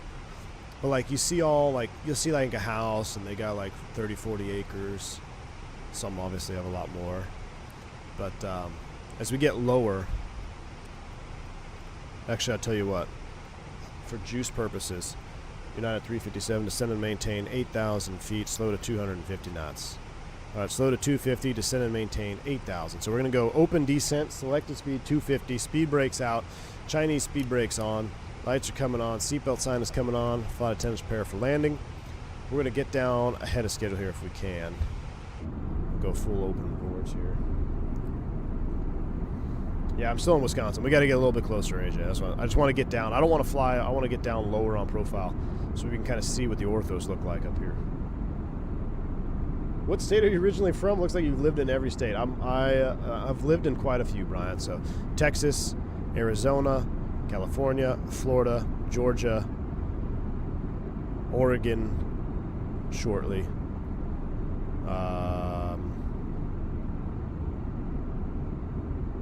That's 6. So 6? I feel like I'm missing one. No, I guess just 6. I guess you can count Nevada. But it was like Bullhead City, which is across the river, is Arizona. So I don't know. It's not really. It wasn't like Vegas or anything. Leave some America for us. I went to one of those private restrooms at MSP and they were playing classical music over the PA. MSP is so. It is, Jeremy. I'm telling you. Yeah, MSP is a great PDP airport. PDPs at MSP is where you need to be. I'm a poet and didn't even know it. Damn. California, Nevada, Washington, Utah, Texas, Minnesota, Illinois, Colorado, and Tokyo. Is your dad in the Air Force? Definitely got me beat, Steven. Which one's your favorite? Texas? Yeah, Texas for sure. I live in DR, then moved to New Jersey in 91. Hate it, dirty state. Robinson, my college roommate, my first year, Jose Flores, from the Dominican Republic. What am I like? I had some of the best times with him. It was great, man. My first memory of Jose, real thick accent. Then we're in the dorm, and He's like, it was basically one dorm room, and you shared a shower and toilet with another dorm room, but then everything else was separate. And he was calling out. He's like, yo, pass me the soup. I'm like, huh? I need the soup. Because he's like yelling out through the shower, through the connected room. I'm like, the soup? He's like, no, the soup. I'm like, what is the soup? The soap. He wanted the soap. Man, I mean, it went on for probably 5 or 6 minutes of him just asking for the soap, and I'm like, I didn't understand what he was saying. And eventually, he comes out like just all wet, and he's like, the soup. And he points at it with the soap. Oh, my bad. But yeah, great dude. I think he's actually still flying. I think he might be flying G6s right now. I think he might be flying G6s. All right, let's descend and maintain 4,000 blue. Supposed to be at 230. Man, I love having mini FCU working flawlessly. That is so cool. I think Team Vodka's house is back on the left. We're not going to dox him completely. Wait, where is downtown? Oh no, yeah, it's up here. We're coming up on it. We gotta let that the photogrammetry load in. Oh, look at this view. This looks good. I feel like we should do a go around just for cinematic purposes. Should we practice a go around? Let's practice go around. Let's do one. Let's try to do we're gonna load up G's, and we gotta do we're gonna see if we can get a real hard G's, because we're using G's as the landing rate now. So if I bring up this cam, and let me load up this one here, and I think, yep, now you can see it. Basically what I'm asking, what's the fastest way I can get to the airlines? I think American has programs where there's smaller airlines, Envoy or Eagle have programs. Yep, there's quite a few that have programs, but that's what I would do, Stormy Phoenix, is what I would do is I would go to a flight school that that have a partnership with either a regional, and then that regional has preferential hiring, or something like United Aviate. Since we're flying United right now, United Aviate has a program where you go to train, you graduate from training, you instruct, and then you eventually build time, go to the regional for a short time, and then you go mainline United. So definitely do one of those. Or the other option would be ATP Flight School. Very fast, very expensive, and it's like drinking from a fire hose 24/7. Not everybody can handle it. It's one of the puppy mill schools, but people say, oh, pilots from ATP aren't good pilots. That's not true. I've flown with pilots that are from ATP that are great pilots, and I've flown from pilots from ATP that are not good pilots. It just depends on who you are as a pilot. It doesn't really matter where you get your training from. But it's not, there's no hand holding in ATP. So, but it's just one of the options out there. Oh, this is cool. Do a bouncer go around. Yeah, we're going to try to do a bouncer go around. What I wanted to say though about the landing rate. So I told you guys I've been printing off the real world feet per minute and G loading, call them load 15 reports in the Airbus. Now, we have all, and myself included, I mean, I fly the dang things, and I always thought, well, feet per minute, that would make sense on how hard the landing is. I can tell you that I have had higher foot per minute landings with softer G loads that are softer, or let me say this again. I've had landings with a higher foot per minute and a lower G load, and they felt softer than landings with a less foot per minute and a higher G load. And if you think about what you feel as a passenger when you land, what are you feeling? You are feeling the impact, which is in fact the G load on your body.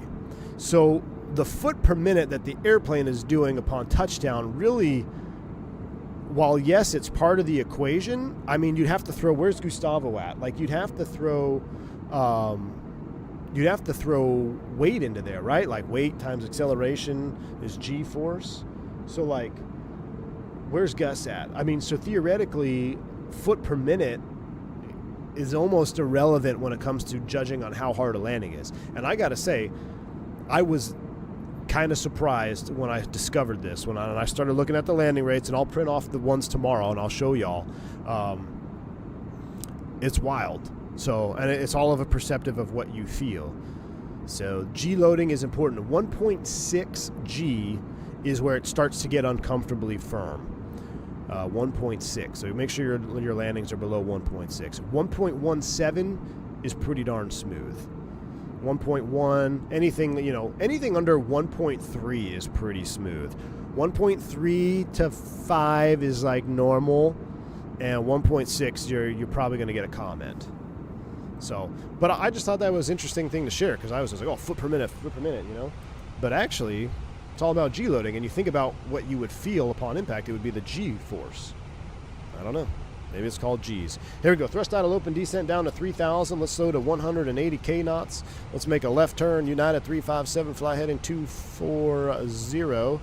Vectors final approach 127. 12 left. All right. Cool. Direct 2. Let's pull it off of Hamel. Insert. Reselect heading. Boom.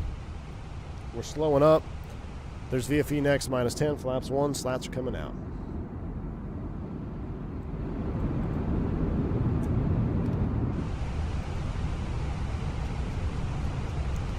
Spin it all the way around.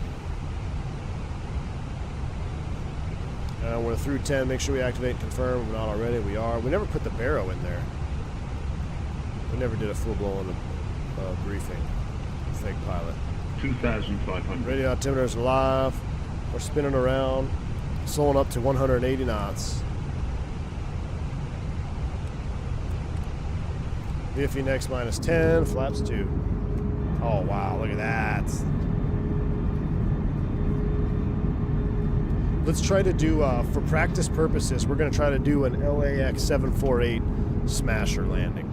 I want to see if we can really get G's to show us a high G load. This is for testing purposes. So I'm going to intentionally do a late flare / drive the mains into the ground is what we're going to do. And if we're lucky, we'll get a bounce, and this would actually be a bounce landing recovery. All right, arm the approach. Oh, I can't arm AP2, so there we go. Not supposed to arm it. So we are glide slope blue, low blue, cat 3 single, autopilot 1. That's normal per the MEL. All right, we're looking good here. Yeah, Robinson, that's what we're going to try to set up here. Looks like Phoenix fixed the ignition with flaps out, and we'll clear status. That's normal. Status will pop up when you extend flaps 1. All right, Locust Blue, we're 180 on the knots. It's 9 a.m. Here we go.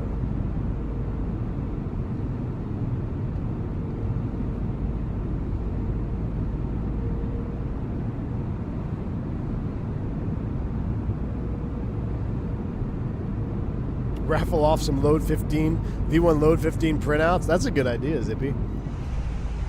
I'll raffle them out. We're going to capture the Loke here. We are kind of... Loke's alive. No, it's not. It is gusty, though. Let's do a Magic Row ref update. 3012. I guess Hamel wasn't the right one to do the line off of. Probably should have done it off of Washi. The wrong inbound. Should have been 301. It doesn't matter now. We're about to join.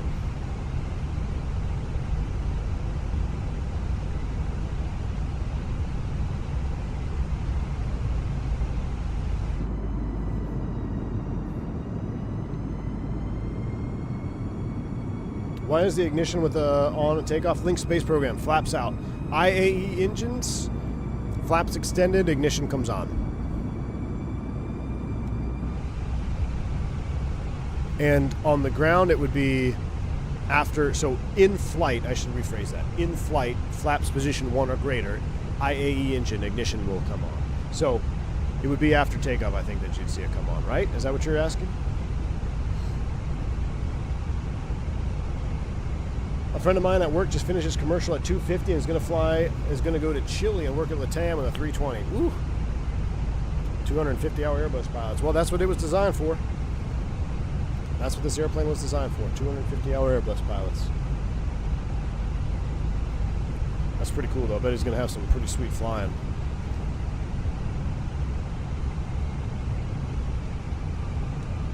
Just redundancy, Captain Will. Redundancy in case there's a flame out.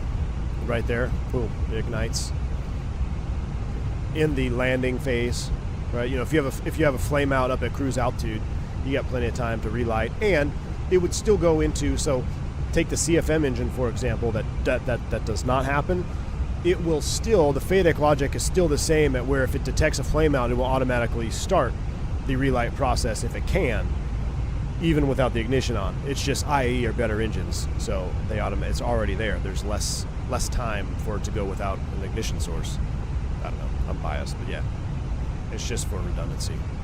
But if you think about it, it makes sense. Like, why wouldn't you want the ignition on with flaps out? Now, I guess you could, think of the maintenance costs. You constantly have the ignitions firing when you don't need them. I get that too. So you see both sides of the coin. Yeah, the CFMs do not do that. Does that mean CFMs are better? No, it means they're worse. Wow, it's actually kind of gusty and windy. I'll tell you what, let's hand fly this one. Actually, no. We'll let the autopilot do this one. We'll hand fly the next one. We should probably turn on flight recorder. So we're going to attempt to do a bulk landing recovery on this. Why did 7-4 go around after the hard landing? Probably because it scared the bejesus out of them after that impact, man. That was a hard impact, no lie. From a spectator point of view, it doesn't look like they bounced that high or we're going to bounce that high, but I can probably imagine it felt like they were about to just go for another ride. Let's go manage speed, gear down. So they just immediately committed to the go around, which is the right call in that case. They may have a procedure in their book too where it's like any bounce landing has got to go around in the 748. I don't know, I've never flown the 748. VFE next minus 10, flaps 3. Jeez, we are getting bumpy here.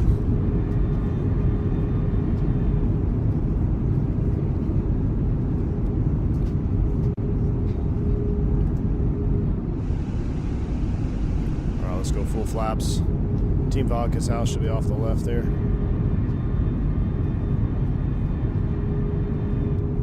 God, I love it.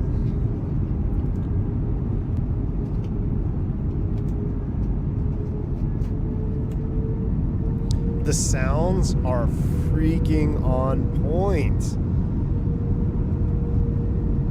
Gosh, I love the Phoenix.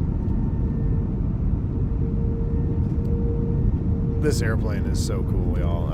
Every time I fly it. Every time we fly the thing. And I've been on the Airbus a long time. I still get jacked when we fly this bird. Alright, runways in sight. Landing checklist, cabin crew advised, auto thrust, speed, auto brakes are off, ECAM memo landing on green, landing checklist is complete. Now on the go around, you're going to get the CRC. Ignore it. So bulk landing recovery, maintain pitch attitude. Brace for a second touchdown. Don't try to soften a second impact. And then fly away from the ground and then commence the after takeoff and go around procedure, which is what we're going to do. Recording's on. And this is, I forget who made this airport, but this MSP airport's pretty good too. Jeez, 30 knot winds here. I think the last time I landed MSP was actually about the same. 500. About 30 knot quartering crosswind. Actually, Flying Guitar Sam was on the jump seat. I met another one of the YouTubers. So you see him sometimes in the chat. He jump seated, took him up to MSP. Flight beam, yeah, there we go. 4. Alright, so I gotta try to intentionally, we're gonna intentionally smash. This is an intentional 100 above. try to make her bounce landing. That's what this is. 200. Or an Minimum. XP landing. 200. Nah, just kidding, I love XP. Shots fired. Oh no, my foam pad over here. Oh wow, look at that gust of wind. 100. Alright, late flare. Don't look. 40. 30. Drive it in. Retard. Ooh, go around flaps. Good night. Go around flaps. Flaps 3. Toga SRS, go around check. Positive rate, gear up. That's gonna be a sweet replay, y'all. I didn't even see the rate on it, but that was perfect. That is exactly what we were trying to do. Head tower, United 357 on the go around. United 357, roger. Climb maintain 3000. Fly runway heading. Runway heading, climb maintain 3000. United 357. All right, we're going straight out. Climb to 3000. 3000 is blue. ahead and pull for open. Select heading, runway track, 2 for 3. Lever climb. Speed alt star heading. There's F speed, flaps 1. Speed check, flaps 1.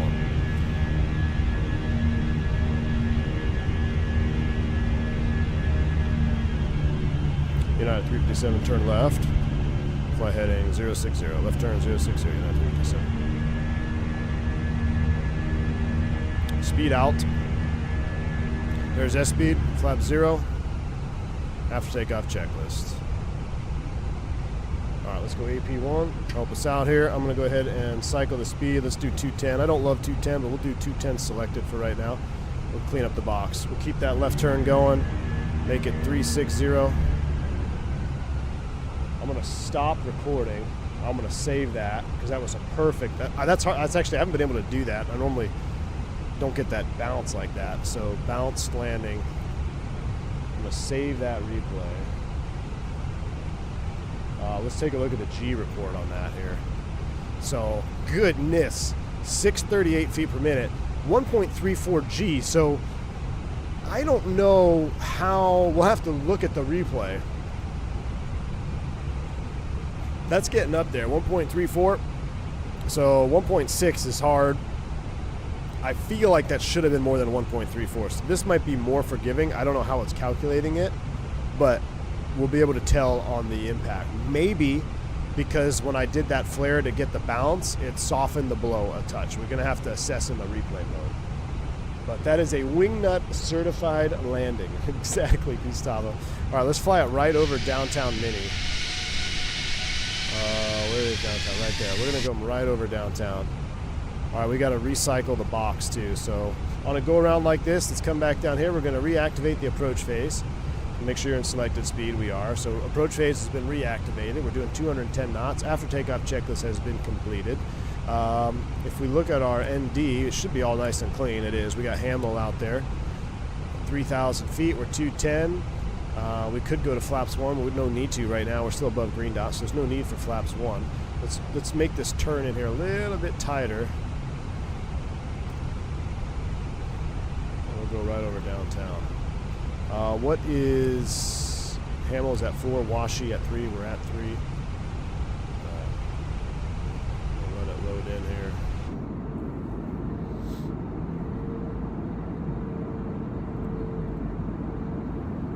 That looked like the 7.4 landing earlier. Yeah, I'm excited to see that one.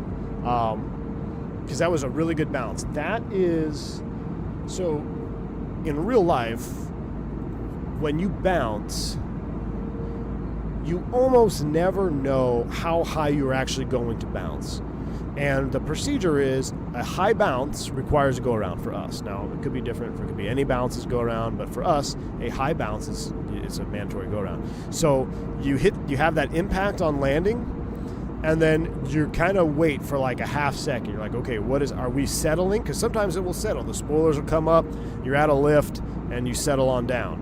But if you feel that you're going back up, that's when everybody, you pause, you maintain pitch attitude, you don't try to re-flare because that's when you get a tail strike. Maintain that pitch, and you kind of have to assess. And it's at that point where, are we going high bounce or are we settling right back down? In that case, we were definitely going to be high bounce, immediate go around. It was actually such a high bounce that we didn't even have a second impact. A lot of times on a high bounce, you may have a second impact touchdown, which is worse than the first one. So that was interesting. We'll dissect that for sure here. So everything is good. We're going to start the recording for the second one. Let's load a 180. And let's make a left turn. 250. We're going to cut this one in here. There's VFE next, minus 10, flaps 1. And we'll go right to flaps 2 because we're below that speed.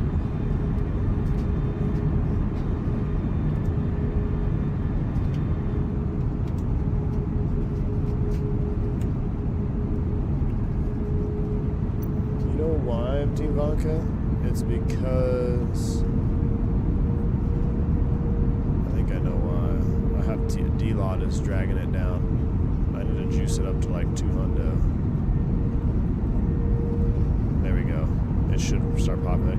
Because I was flying in New York, so I had it come way down for the New York stream. There we go. Now it should fill in. Go back to Vatson. Look, if anybody should speak negatively of Vatson, it would be me, but I am banished. Alright. Let's make this turn. Let's make it one, I don't know if this is going to work out. 180. Arm the approach phase. We only do autopilot 1 on this, but per the MEL. We're going to hand fly this approach. We already captured the lobe. Maybe it wasn't a terrible vector. Lauren, y'all hiring?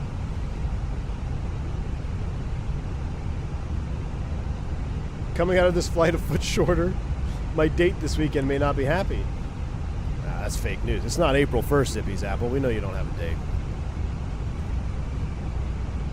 Chase B, good to see you, man. Yeah, the lodge should be coming back up now. I had it. It was set to 100 below like 3,000.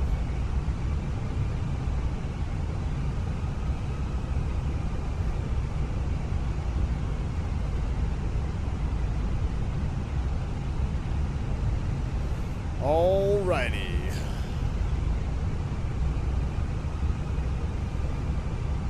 Lodestar, we're going to hand fly this one all the way in. So, recording is on. Let's go manage sped. Autopilot off. We'll go auto thrust. Auto thrusters are off. Do we have all our lights on? Nope. Do now.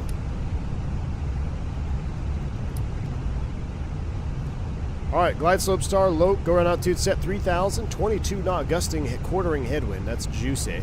So let's keep in mind here now, we've got we had a nice gust of wind right over the threshold there that actually got us high. So we're going to keep that in mind. We might dip in just a little bit low in anticipation for that burble that's coming over the terminals there.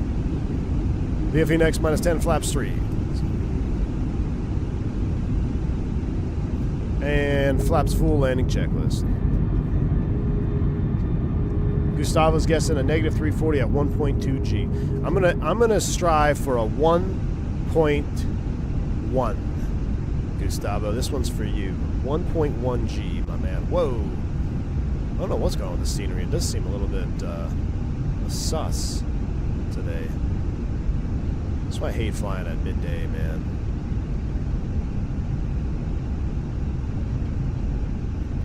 I'm looking at the scenery loading in. I'm forgetting to use power levers. Speed, correcting. Speed, correcting. Glide slope, correcting. 1,000. 1,000 feet, stable, kind of clear to land. Here we go. Real landing this time. 1.1 G is what we're going for. It is windy, though.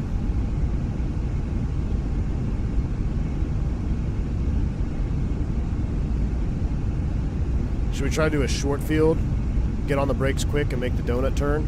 That's what we're going to do. We're going to get on the brakes hard here. It's not my problem. We're going to the hotel after. We're going to Team Vodka's house after the landing, so let's see if we'll smoke the brakes.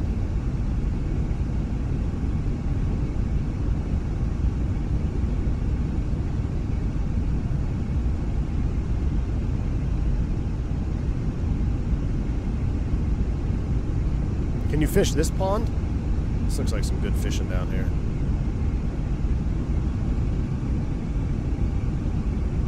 The last time, I just remembered, the last time I landed 1-2 left, we did an auto land for maintenance. Man, we are, it is gusty, it's not smooth. Alright, so we're ducking below just a little bit here. It's by design. We've still got 3 red, so as long as we're 3 red, we're fine. 100 above. Landing. Look at that wind picked up 31 knots there. 200. Man, it is a battle on this approach. There we go. Now it's dying off. Back on path.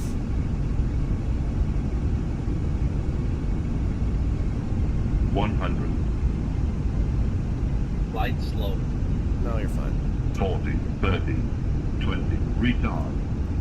Oh my gosh, the foam got me. This foam piece got me. 20. Retard. Ah. That foam piece got me. Went under the trigger.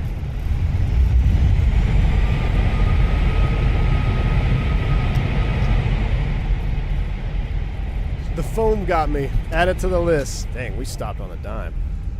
That foam piece, chat. Look. This got me. I went to flare, and it got stuck under the trigger, and I couldn't fix my flare. That is a valid excuse. That is a valid excuse. All right, let's clean it up. I was surprised that we actually still landed in the touchdown zone. We're getting ready to go around again there.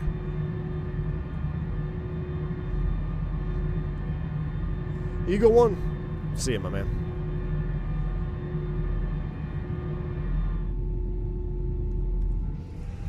What's it from? It's to block the view. Like, it's just to make the view better. Like, you see how light it is? Because we're staring at windows over there. Alright, we're actually going to start the APU and park at the gate because I want to see if we can get in the terminal here. Go over to the donut station. Look, there's some water on. Look, a puddle. X-plane fans unite.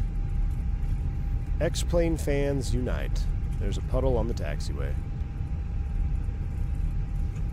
Because of you now, Zach Wilson will be AFC MVP. No way, dude. Supposed to shut them windows on landing so no loose objects. I know, Zach. That was on me. That was on me, dude. But I still want to see I still want to see those replays. Get these up here so the feds don't get mad. Our APU is up and running. Go to United's gate. That's the sanitary sewer that broke last spring? Really? Wow. Ramses, I believe I'm on whatever the middle ground is. Alright, so in here, there's always a free-for-all coming in here.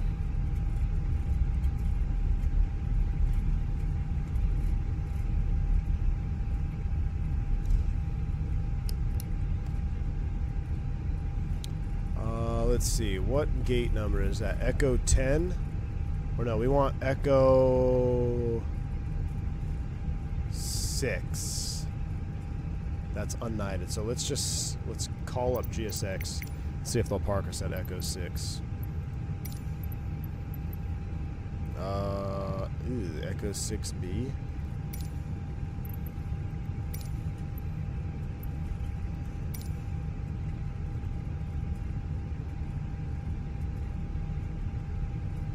Echo 6 it is. Lights off, APU's on. Echo 6 Bravo is the second one here. Truck's in the safety zone. We need to stop and have them clear that out.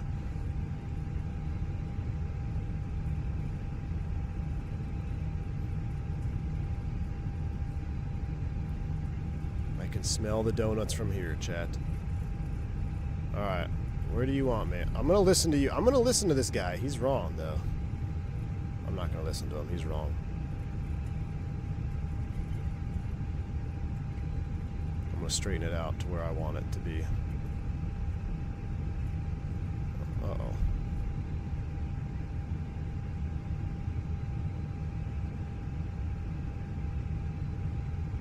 Erp! Nope, too short. Come on. Erp! Brakes are set. Number 2. Passenger sign. Number 1 coming down. How do we do? You parked a bit to the left. Get out of here. We had him dance one time. Park to the left, you say. Oh, just a hair. Like one tire width. One tire width out. Beacon's coming down. External power is coming on. Boarding requested. Ladies and gentlemen, welcome to Minneapolis. AJ for no, I missed a couple up here. AJ, thank you for the $3 super chat, man. Appreciate you. Breaking news: United cockpit foam falls off plane. Oh my gosh! Thanks, AJ, for the $5 super chat, man. Appreciate you. Very kind. Name Howitzer, thank you for gifting a membership to Name Howitzer, or from Name Howitzer. Appreciate you, man. Very cool. Thank you for the support. Appreciate all that. All right, here we are. Let's see if we can find ourselves some donuts. Now, I think we might have a hard time getting in here. I've had this issue. I don't think you can go in the scenery. Oh, see, like, it's in there. It's in there. It's not modeled, but I want to see. Can I see through the window? It looks like you can go in there.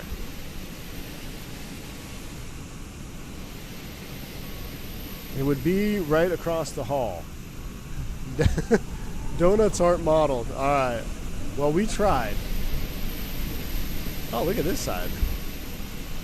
Work safely. Yeah, you can't. It won't let you go. Like, it's a fake interior. Which, honestly, I like it. I mean, it keeps the performance up, right?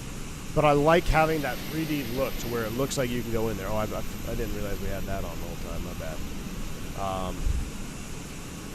But yeah, this MSP is a pretty sweet airport. I mean, I don't think any of the inside is modeled, right? But these are these passenger little things here to go out to the hotel van. I mean, this is a really nice little airport. I like this airport. Good old MSP. You can hear the wind blowing. It'd be cool to come up here and plane spot. Can you just come up here and park for fun? Like, I wonder how much that would cost. Sitting there, there's MSP in the background. Alright. Let's take a look at these replays. We got a couple of smashers. We're going to look at the smasher. And we're going to reset GSX. I'll restart the Kutal. Restarted. We're going to put you into, we're going to dismiss you. And we're going to go settings here. And ready state. As soon as I turn the masters on, activate. Let's watch the landing first. Need beyond ATC for donuts. Do you use DirectX? I use 12, Ian. I use 12. By FedEx MSP viewing area. So I did see an Ameriflight turboprop over there. There's the FedEx stuff, right? FedEx ramp over there. And then this is where Scum Country is. And Southwest. They park over here. I don't know if I've ever... I think I parked over here on a charter one time. I don't think I've gone over there ever since then. This is not a scenery tour stream, but let me see what's going on over here. Yeah, this is, I want to say I did a charter flight over here, like out of one of these gates.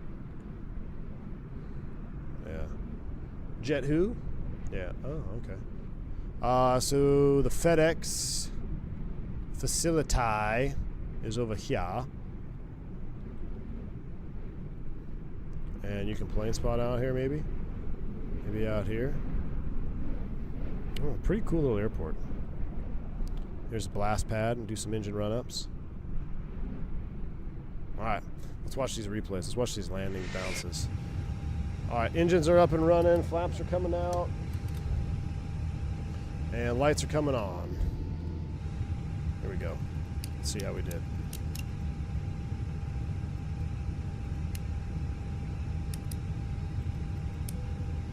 Let's watch the landing first.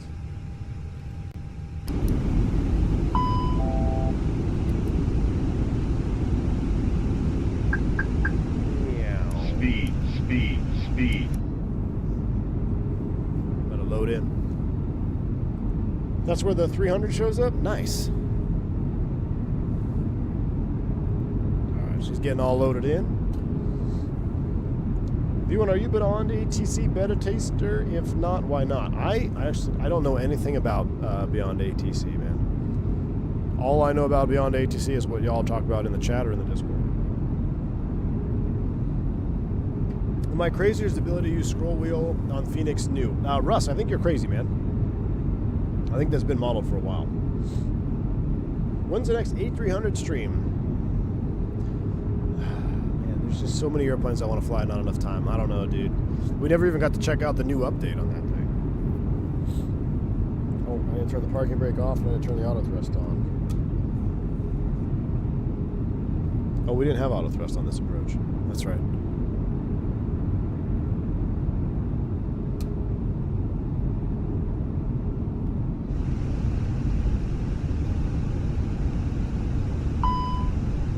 Looks like our engines are off. I don't know. All right. Oh, our cargo doors are open. Rip.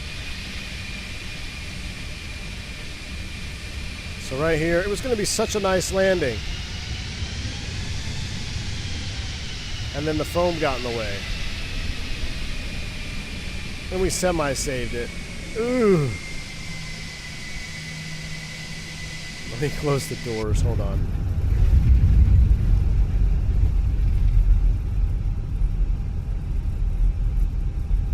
Let me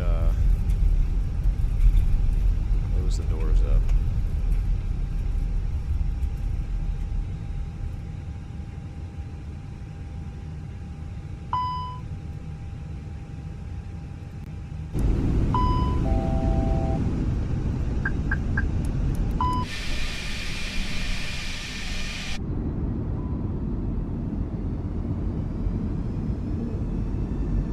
United Realism mod.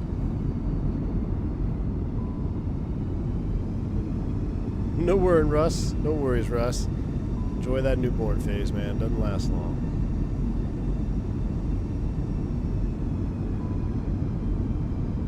Oh yeah, the Fokker too.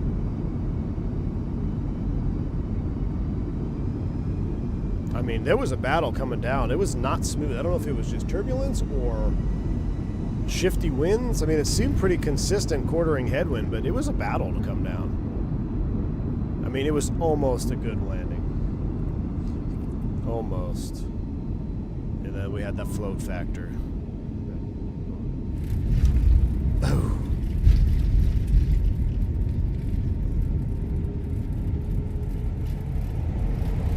Alright, so we're going to take... So on replay, I know that didn't pop up for y'all, but that showed us like a 1.3. Now let's, Mercer. Let's load the Smash. Yeah, we don't know. Look at this one. Bounced landing. This is the one we want. Do you think it floats a bit? Yeah, it's kind of in the middle. My personal opinion, I prefer, well, I don't know. No, it's good, man. It's good. I think it's pretty close. It's not perfect, but it's pretty dang close. I know they're going to work on it a little bit more. I'm curious to see what their final rendition is. All right. Let's see. This one's going to be fun. So let's watch this from passenger view first. Speed. All right, so we're here. Park brake is off. Doors are closed. You're a passenger. La-di-da. Auto thrust was on for this one. Let's put you in there. All right, so you're getting ready to get some donuts. You're chilling. Actually, this view would probably be better right here. You're coming down. You're like, oh, I'm going to go get donuts on this. Oh, yeah. Thank you, Kyle. My bad. Should disconnect from there. Team Vodka says it is gusty, loud and windy there. So good. So it's doing the right thing. I mean, it was definitely, I was not anticipating to be fighting it that much. So you're coming on down, you're having a grand old time. Ooh. So that one on G says 2.03. Hold on. I have to put you guys in this view. Look at that. Let's go screw up the replay sequence. That G said 2.0, which I believe that one. I think it was too generous on the first impact. So we're gonna watch it in landing cam so you can see the G load here. Let's see what it does again.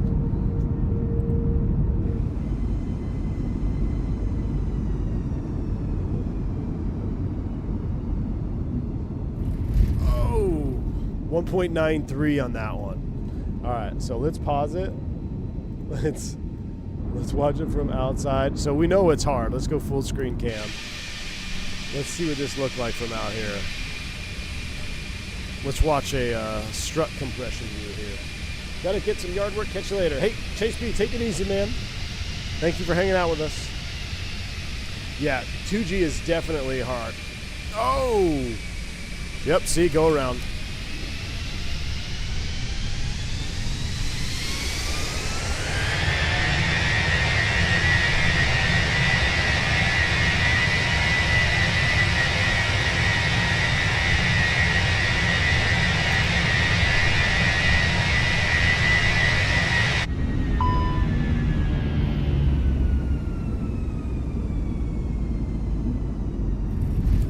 Oh!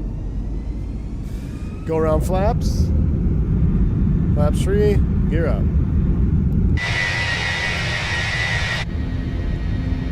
That was a smasher. That was a certified smasher. Look at that Toga go around though. Alright, that's gonna wrap it up though. I mean, I think it was pretty good. That was a pretty good bounce landing recovery. We didn't even come down a second time, which is good. So, actually, hold on. I want to reset all you.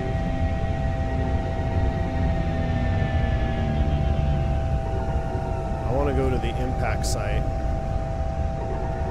on external cam.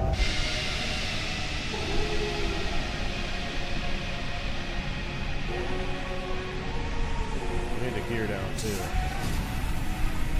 Alright, so how we do this, we go here, we go track higher off, drone follow off, drone lock on, wind it back a little bit. Alright, perfect. Resume. Get the gear to come down, need the gear to come down. There it comes. Alright, y'all. This is gonna wrap it up.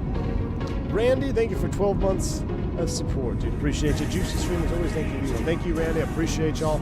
Thank you for hanging out with me on this last minute stream. Hopefully we'll be live again tomorrow after I go do MSP donut run in real life. I'll print out my landing reports. Hopefully it's a lot less than this one that we had here. So appreciate y'all. Thank you for the support. We'll catch you on the next one. Stay safe. Stay healthy. I'm V1. See ya.